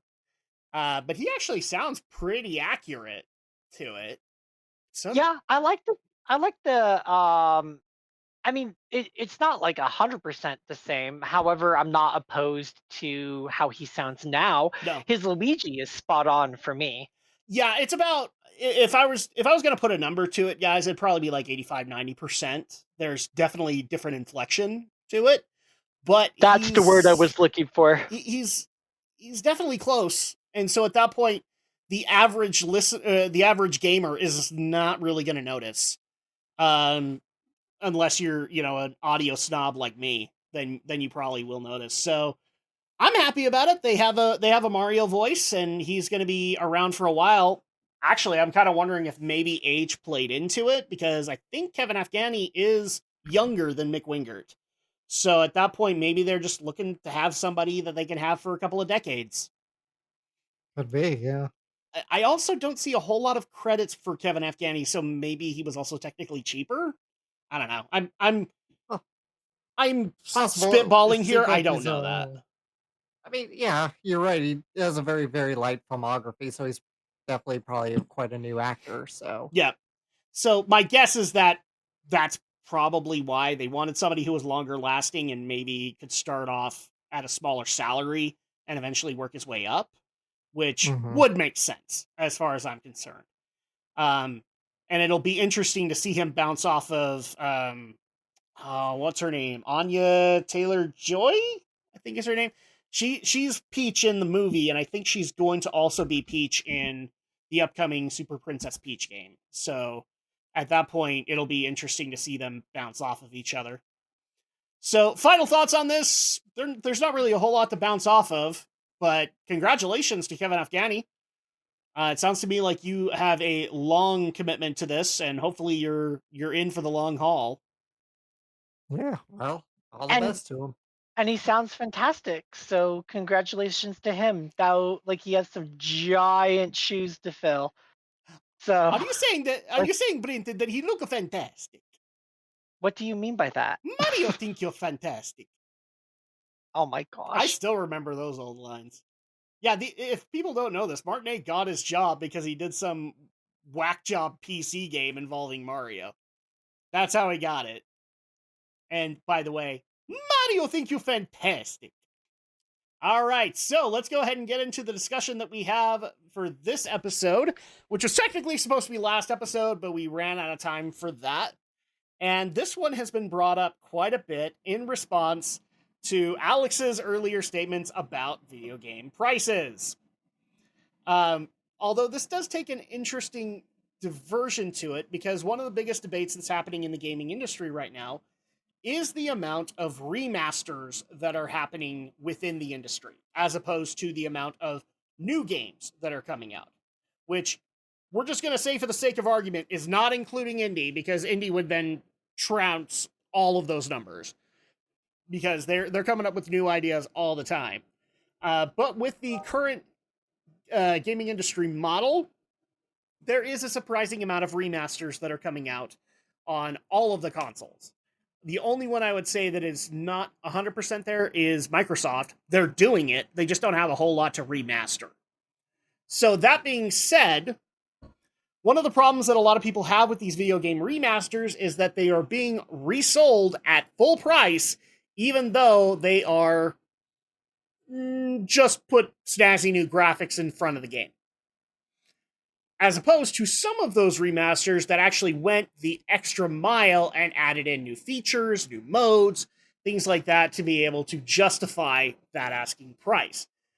So, with that being said, now that video games are $80, I'm going to be bringing up some examples of this, and we're just going to judge whether or not this game deserves to have an $80 or a $60 price tag when it is simply a remaster.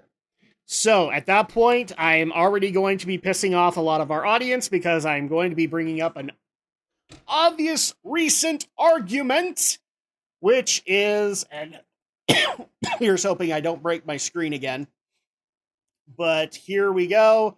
Here's our first example, Skyward Sword HD. This thing still came out at full price and didn't really come out with a bunch of new modes. It did take a lot of the motion controls and rework them for the Joy-Con sticks. However, many have made the argument that Skyward Sword HD is just basically porting it, which is the least amount of work that you could possibly do. And when it came out, it was a whopping $49.99. So, according to the argument here, Alex Brinton, would you pay $49.99 for the game that I just described, where it is just we basically ported this game from the Wii to the Switch? I mean, I kind of did. I bought the Mario remaster for the Switch, so there you go. Oh, good. That'll be brought up pretty soon, too. So, let's just say for the sake of argument, if this was on a PS5 and it was for the full $80, would it be worth the $80? Well, probably, because if it were a PS5 game, let's just assume that it was like. We're assuming that the same amount of effort was put into it. Oh, same amount. I was gonna kind of go with the Bizarro world, where it's like, wow, it made the jump from Nintendo to Sony. No. Come on, we're not fulfilling Phil Spencer's delusions of grandeur. Maybe not $80, no, but a slightly higher base price. Yeah, I'd say so for myself. So, I think it's also important to mention that most $80 games are like special editions. So I would say if this was being sold at like $70, which is the actual base game price for most video games these days, yep. Probably not.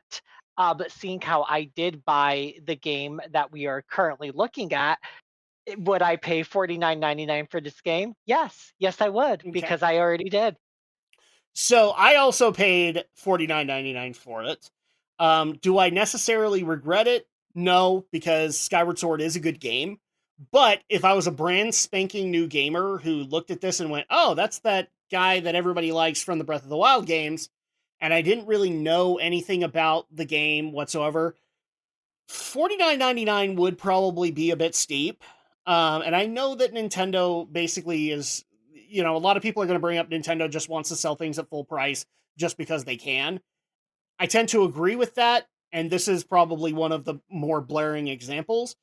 But I do think that it would also be a sign of good faith with the gamers if you put it at a lesser price. And so right now, if people can, or you guys can see it on the screen, people can't. It's currently in stock for $30. That's a much better asking price as far as I'm concerned. Well, I'm having a little trouble with this example, or at least the examples you're presenting, because one, if somebody had no idea, had no knowledge or idea of Zelda prior, like before, I don't need to explain the example again. If somebody was none the wiser, then $50 I don't feel is steep at that point. Mm-hmm. Additionally, most new Switch games are at $60, so Skyward Sword brand new was already $10 less than what most games are being sold today. But to wrap up what I'm saying, I think $30 is more reasonable, especially for the amount of effort that went into porting it to the Switch. So would I pay $49.99 for this game? Well, I already did. So sure. Should it have been $49.99? $10 less than a normally priced Switch game? No. Okay, so then let's go into the next example that we have. And I already did say it wrong. Grand Theft Auto, the trilogy, the definitive edition. So, let me explain really quick what this has. So this contains basically all of the popular PS2 Grand Theft Auto games. So that would be Grand Theft Auto 3, it would be Grand Theft Auto Vice City, as well as Grand Theft Auto San Andreas.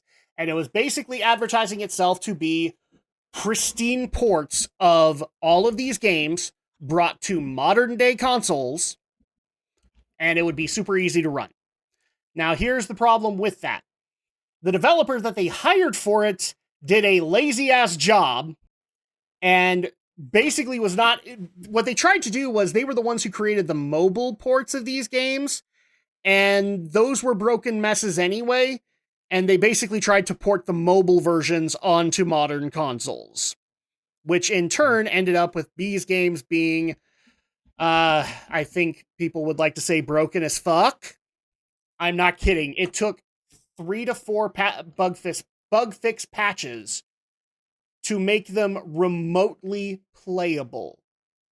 And it wasn't like you could buy these games separately. You had to buy at the full price that they had presented, which was, at that time, it was $59.99. So, given what I've explained, the lack of effort that they put into it, as well as the overall product, which was very subpar to Grand Theft Auto fans, is it worth $59.99? In that case, no. Nope. Probably not. Especially when people brought up that the mobile versions were being sold, I believe at the time they were being sold at $5.99 each. So it was cheaper to buy them on mobile, and you were getting the exact same game, as opposed to buying it on Switch for $60. And they didn't add anything new to it. These were just those games. And unfortunately, the reason that they had to go the direction that they did was because these engines that these games were made on, they didn't translate well to anything past PS2 era. At all. So at that point, in order to be able to do it right, they would have had to start these games from scratch in order to make them for modern day consoles. You couldn't just port the engine over. So at that point, I agree with a lot of the sentiment that it might actually have been a better idea to do those re-releases and then eventually add them as a collection. Alex, $59.99 for a broken mess. Of course not. Mm-hmm. I would actually argue that $59.99 is way too much. People should be probably paying the $5.99 for all 3 games that they would have been paying for 3 separate broken heaps. So this is a bad example. Here's one that I want to give a little bit more weight to. There we go. So this is an example that I think is a little bit better fitting. The Mega Man X collection, or the Mega Man X Legacy collection. Now, currently, this has been out for a few years, so its asking price right now is like $8. But at the time, when it was coming out for, I believe it was $39.99. It was not full price. It was, in this case, the first 4 Mega Man X games. So all 3 Super Nintendo games and 1 of the PlayStation games. And you were also going to be getting a unique version of one of those games, which was the Japanese version, which was a Super Nintendo game that had anime cutscenes. Alex, would you like to tell me how rare it is for Super Nintendo games to have anime cutscenes? Very rare for that time, for sure. Very, very rare. And to add things onto it, they basically made these games a speedrunner's paradise. Not only could you play these games on an absurdly easy mode, in order, like if you're a brand spanking new person who's been told to play these games numerous times, you could play them actually slightly easier than they were initially on the Super Nintendo and or PlayStation. And you could also play them harder, because there were actually hard and very hard difficulties. And, like I said, it was a speedrunner's paradise. You could time yourself in the game. Nice. You could actually save those and be able to broadcast them out to friends. You could also be able to have unique time-based trials and achievement tasks that were in those games that would give you extra points, which would mean extra artwork, like concept artwork that you maybe have never seen before, maybe some cutscenes from other games that hadn't been put in yet, or maybe you got exclusive stuff that came out in the Japanese version but not in the US version. So tons and tons of features that not only allowed for a brand spanking new person to be able to get into this franchise and actually maybe want to like increase the difficulty and try it out, but also tons and tons of replayability for hardcore fans to be able to enjoy the first 4 games in the X series. This came out at $39.99. Is that worth the price of $39.99? Nope. I think it should have been more. See, I think Capcom should have charged more and would have had every right to. they did, but I actually agree with Capcom's aesthetic on this, is that they wanted it to be cheaper in order to reach more audience, which, in my opinion, was a good idea.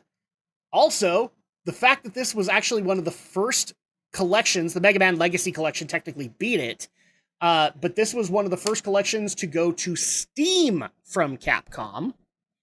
So not only going past the PlayStation market, also to the Nintendo market, also to Xbox, because it was a multi-platform release.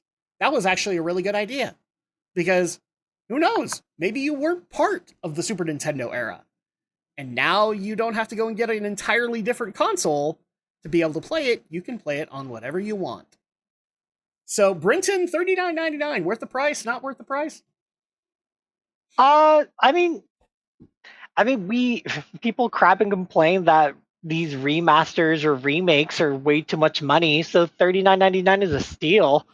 Yeah, especially when you consider, like, if you're just going to do, like, straight up ports of these games, yeah, $19.99 would probably be ideal, because the first 3 games, granted, with the 3rd game, you would have been getting the anime cutscenes,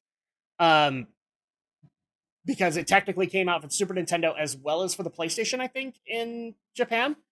So that's how you got the anime cutscenes for it, but the Super Nintendo technically still had them too. It's a weird thing.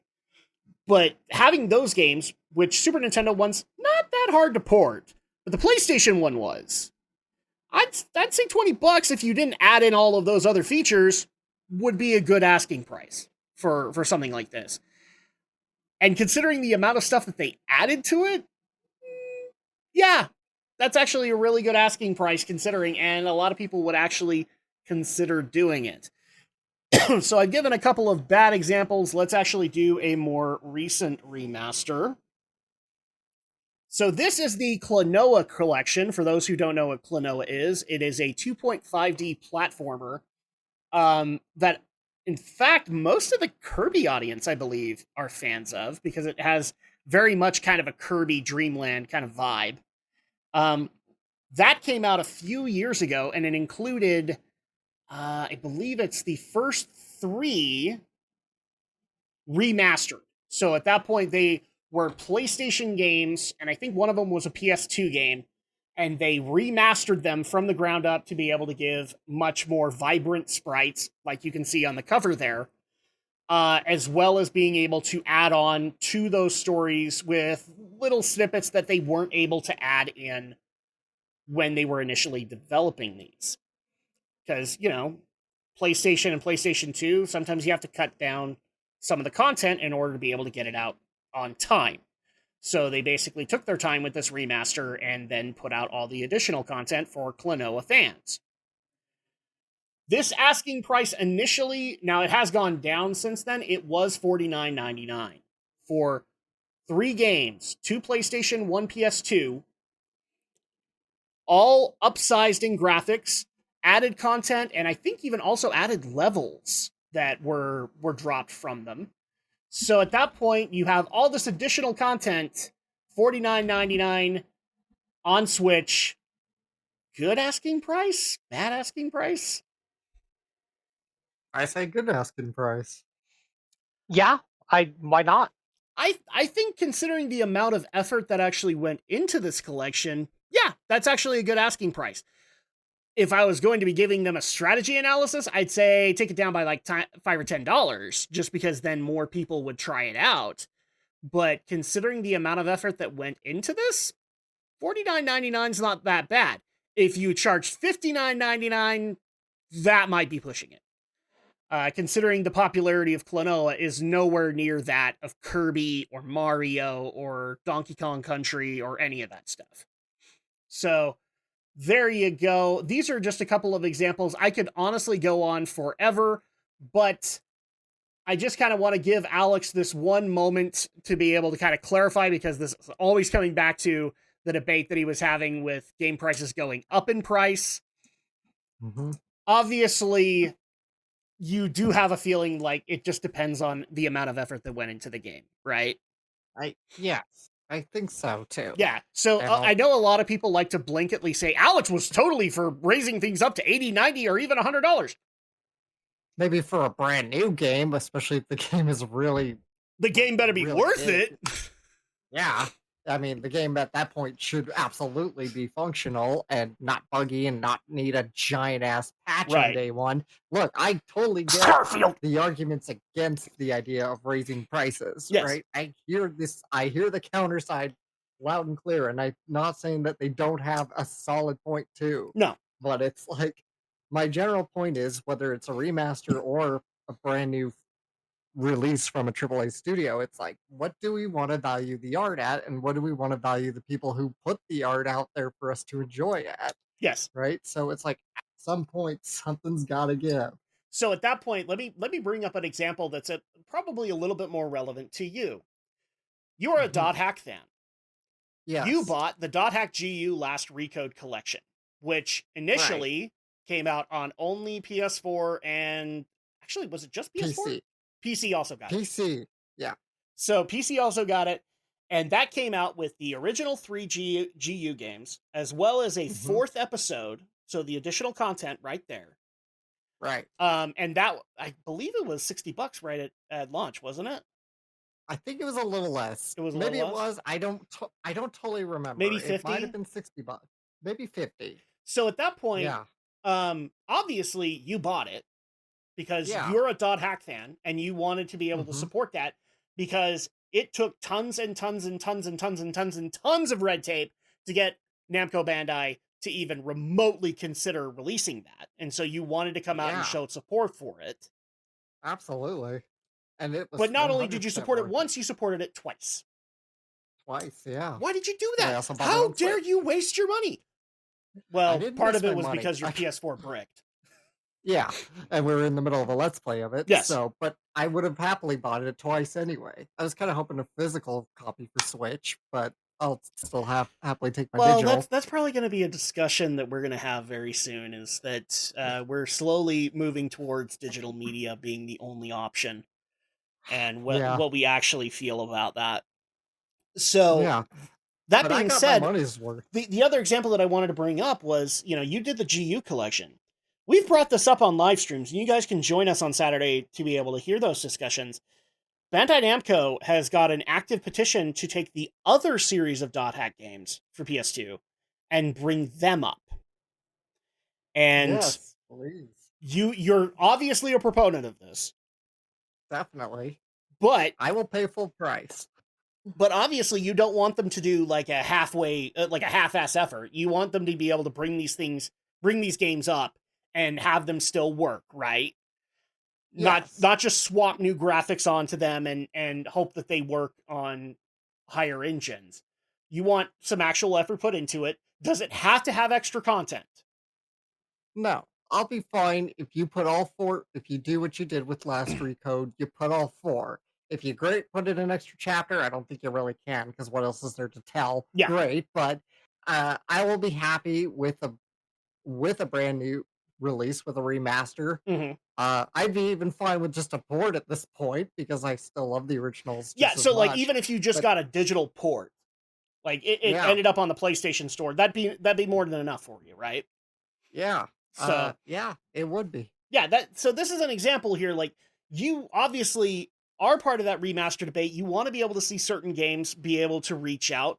I know another thing that we've brought up numerous times is a Chrono Trigger remaster, which at this point, Square Enix, you're going to have to consider doing that because you are in the hole, my friend. So at that point, I mean, we obviously are looking into that. We want that to be amazing. But let me go ahead and let Brenton end on this. Since you're kind of brand new to this, do you understand what the discussion is? Like, do you have any thoughts on it that you would like to convey? Not like not particularly, no. Okay. So the question that we actually do have at the end, and this was brought up by the listener who asked for this: should video game remasters be as prominent in the market as they are, or should there be more new ideas? First of all, I want to clarify something really, really quick. While I would argue that remasters are oversaturated in the market, if I were to compare them to, say, the amount of zombie games in the market, the definition of oversaturated would change dramatically in that regard. Do I think there's a lot of them? Yes. But more importantly, I think there's more reimaginings than there are, like, legit remasters. Like, you're getting reboots from the ground up that are being considered to be remasters. So I don't think it's as saturated as people think it is. Are there a lot of them? Yes. Do they all need to be $80? No. And what I would basically tell the buyer, which is you guys out there, you have to make that decision, whether or not it's worth it to you. The only thing that I would tell you to not do, don't rely on outlets like Kotaku or your favorite YouTuber to determine whether or not you should buy it. It's very much like, if you want to take their opinion into account, that's fine. Don't make their opinion your opinion. If you still want to go buy the Gradius collection, even though you got told it was a sack of garbage, go try it. Because as I was pointing out to Brenton during our discussions with Phil Spencer, one man's trash is another man's treasure. Hopefully that makes sense for some people. Don't let other people dictate your opinion. And I see a lot of people doing that with mainstream outlets like Kotaku, Polygon. They basically trust these guys' opinions above their own judgment. And for all you know, you're going to have a much more fun experience with them than they did. Because sometimes these people are being brought in on a collection that they know nothing about. For example, one of the things I found funny was the person that did the Detective Pikachu Returns review on IGN, I believe was kind of a general Pokemon fan, but somebody was pointing out she had never even played the first Detective Pikachu. Which to me is a big deal, because I played the first game, and the first game is why I want to play the second game. Right, Brenton? That's correct. Holy shit! Like, I think that's a deciding factor, because you also have to determine, okay, did this live up to what you thought the sequel should be? If not, why? This is why I'm making such a big argument, and why, when my reviews eventually do come out, guys, I'm taking the approach that I do, which is, it's ultimately your opinion, but I'm going to tell you what I think are the positives and what I think are the negatives. Take that for what you want. It's not an opinion set in stone, ultimately. But final thoughts on this one. Do you guys think that remasters are as prominent in the market? I think they're there, but they're there to fill gaps. Yeah. Ultimately. Especially as AAA. Yeah, especially when you think of AAA games just overall needing to take a lot longer because they're just getting so much bigger now. Even the mainstream Japanese games are having increased timelines, and some of the remasters that we're talking about, I mean, those companies have utilized to pad time. I mean, that's why, like, for people who remember the Capcom Fighting Collection that came out, where it was basically all of the Darkstalkers games plus a few other Capcom ideas that didn't really do well but had a cult following. Why'd they put that out? Because they were working on Street Fighter 6. And they wanted to keep things fresh for people until they could officially announce Street Fighter 6. It's marketing strategy 101. Keep people interested. So at that point, yeah, I think that it's not as saturated as people want to say it is, but yeah, I would prefer to have some new IPs out there. I think new blood would be a great thing. Too bad the gaming industry does not see it that way. Well, the US gaming industry doesn't see it that way. Europe and Japan, however, they're doing much better. Let's just put it that way. I mean, if not for Europe, we wouldn't have gotten Hellblade, which now is Xbox exclusive. I'm sorry, Alex. Oh, it's sad. I know. Mm-hmm. Sad panda. I just made Mm. Alex very depressed. I'm sorry. Yeah. But that's pretty much all we've got for this episode. So, really quick before we wrap things up, I do want to quickly address something that I know a few people have asked about and that I've been working on since literally the beginning of this year. Is how do we approach the holiday season? Because this is a monthly podcast. And frankly, given my experience with the holiday season, I think that if there are any major stories, we will cover them. But primarily, because of how busy we are going to be with our jobs, with Brenton's school and all of that, December and January's podcasts are primarily going to be kind of a best of, a worst of 2023, and then what we can look forward to in 2024. Because I know that some people did actually want to see like what we are looking forward to in the coming year, and we've never really done that on the podcast. So I figure we can devote an episode to it, and if there are major developments, we can cover them. But unfortunately, if you're looking for something like for news past November, it's probably not going to happen. Like, if you guys want me to talk about the latest YouTube drama story, I might not consider it. And I hope that you can understand that, but if you can't, I understand. Let's put it that way, right? Yeah. That being said, let's go ahead and wrap things up for the evening. If people want to be able to reach out to us and talk about our various opinions on the stories that we covered, Brenton Volley, how do they do that with you? Besides me. Through you and only you. No, you can reach out to me on Twitter Do I / look X. like I'm your receptionist? Everybody treats you like my receptionist, so might But as I well don't be my even have a receptionist. really good Brooklyn accent. I would prefer you didn't. Do I sound like Janine Melnitz to you? I need you to sound like Joey Wheeler, if you could, please. Actually, I was going for Jewish grandma, but that works too, I guess. This is your grandmother. Why don't you call, Brenton? Because no. Plus, I'm Italian. Like, what? I love doing the Jewish grandma to people now because it's like, huh? So, yeah, how do people get a hold of you? Twitter / X at Chitore30. Which you guys can actually see an interesting discussion on there because I can't remember who put up the original one, but basically it was a form letter on favorite Zelda games and whatnot, and you guys can see some of the impressions that were given. I actually liked some of them. Yeah. I never actually answered the questions myself, but I was also I was wondering about avoiding. I was avoiding work at work, and then I Then I was not avoiding work, and then I just never got around to it. Yeah, you need to answer that. I think a few people would be very interested in your opinions on that. I actually, when I looked into this form letter, I got to see a lot of interesting opinions that I didn't think I would. Like somebody put in like for best music, the Oracle's games. I'm like, well, I can't necessarily argue that. I mean, the Oracle's games did have good music. It was on the Game Boy, but they had good music for the Game Boy. Well, I'll get around to it.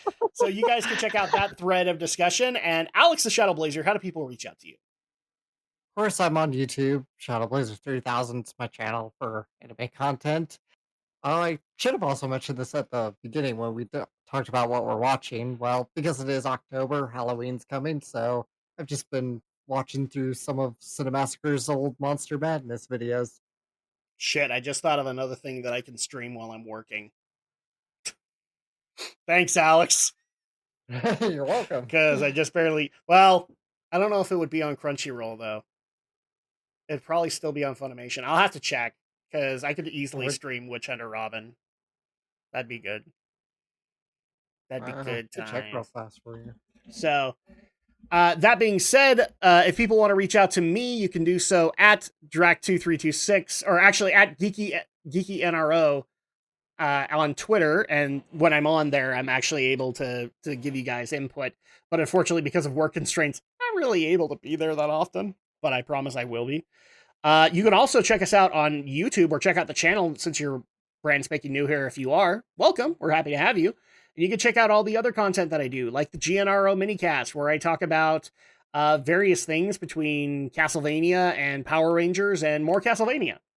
I don't have a whole lot of episodes out yet, but basically any story that I want to be able to talk about that I maybe don't think is going to be able to make the podcast. So you guys can check that out, or you can check out our live streams where, like I said earlier, myself and Alex are playing through .hack GU Last Recode. We just barely finished up episode 3 and started episode 4. So you guys can check out our reactions to the new content there. And also, if you are listening to us via podcast, you can continue to do so on all podcasting platforms, including Google Podcasts, Amazon Podcasts, Apple Podcasts, Spotify, and Player.fm. Make sure to leave a like, subscribe, a review on those. We definitely appreciate it. It goes a long way to be able to help out the podcast. And you can also check out some of the other stuff that we're working on, like our episodes of Yu-Gi-Oh! Battle City Tools. So you guys can check that out. We just barely put up Joey versus Mako, I think was the last episode that went up. Yes, I'm that backed up. So Alex and Brenton are going to give me shit after this. Because of how many episodes. No, I'm not. Because of how many episodes there are backed up. Oh, dude, we're all busy people. Give yourself a break. Right. Right. Thank you. I appreciate that. So you guys can check out all of that stuff. And like I said, like, subscribe, give reviews. It definitely helps and goes a long way for all of us. We appreciate it. And we will be back next time for basically putting October in the books. For Geek News Reviews and Opinions, and I can already tell you guys, we already have some interesting stories to discuss that have already started to happen for October, so stay tuned for that. Until then, have a good night or day, everyone, and take care, stay safe, and we'll see you soon. But not really, this is audio. You can see us, but we can't see you. I just created a time loop. Oh, great.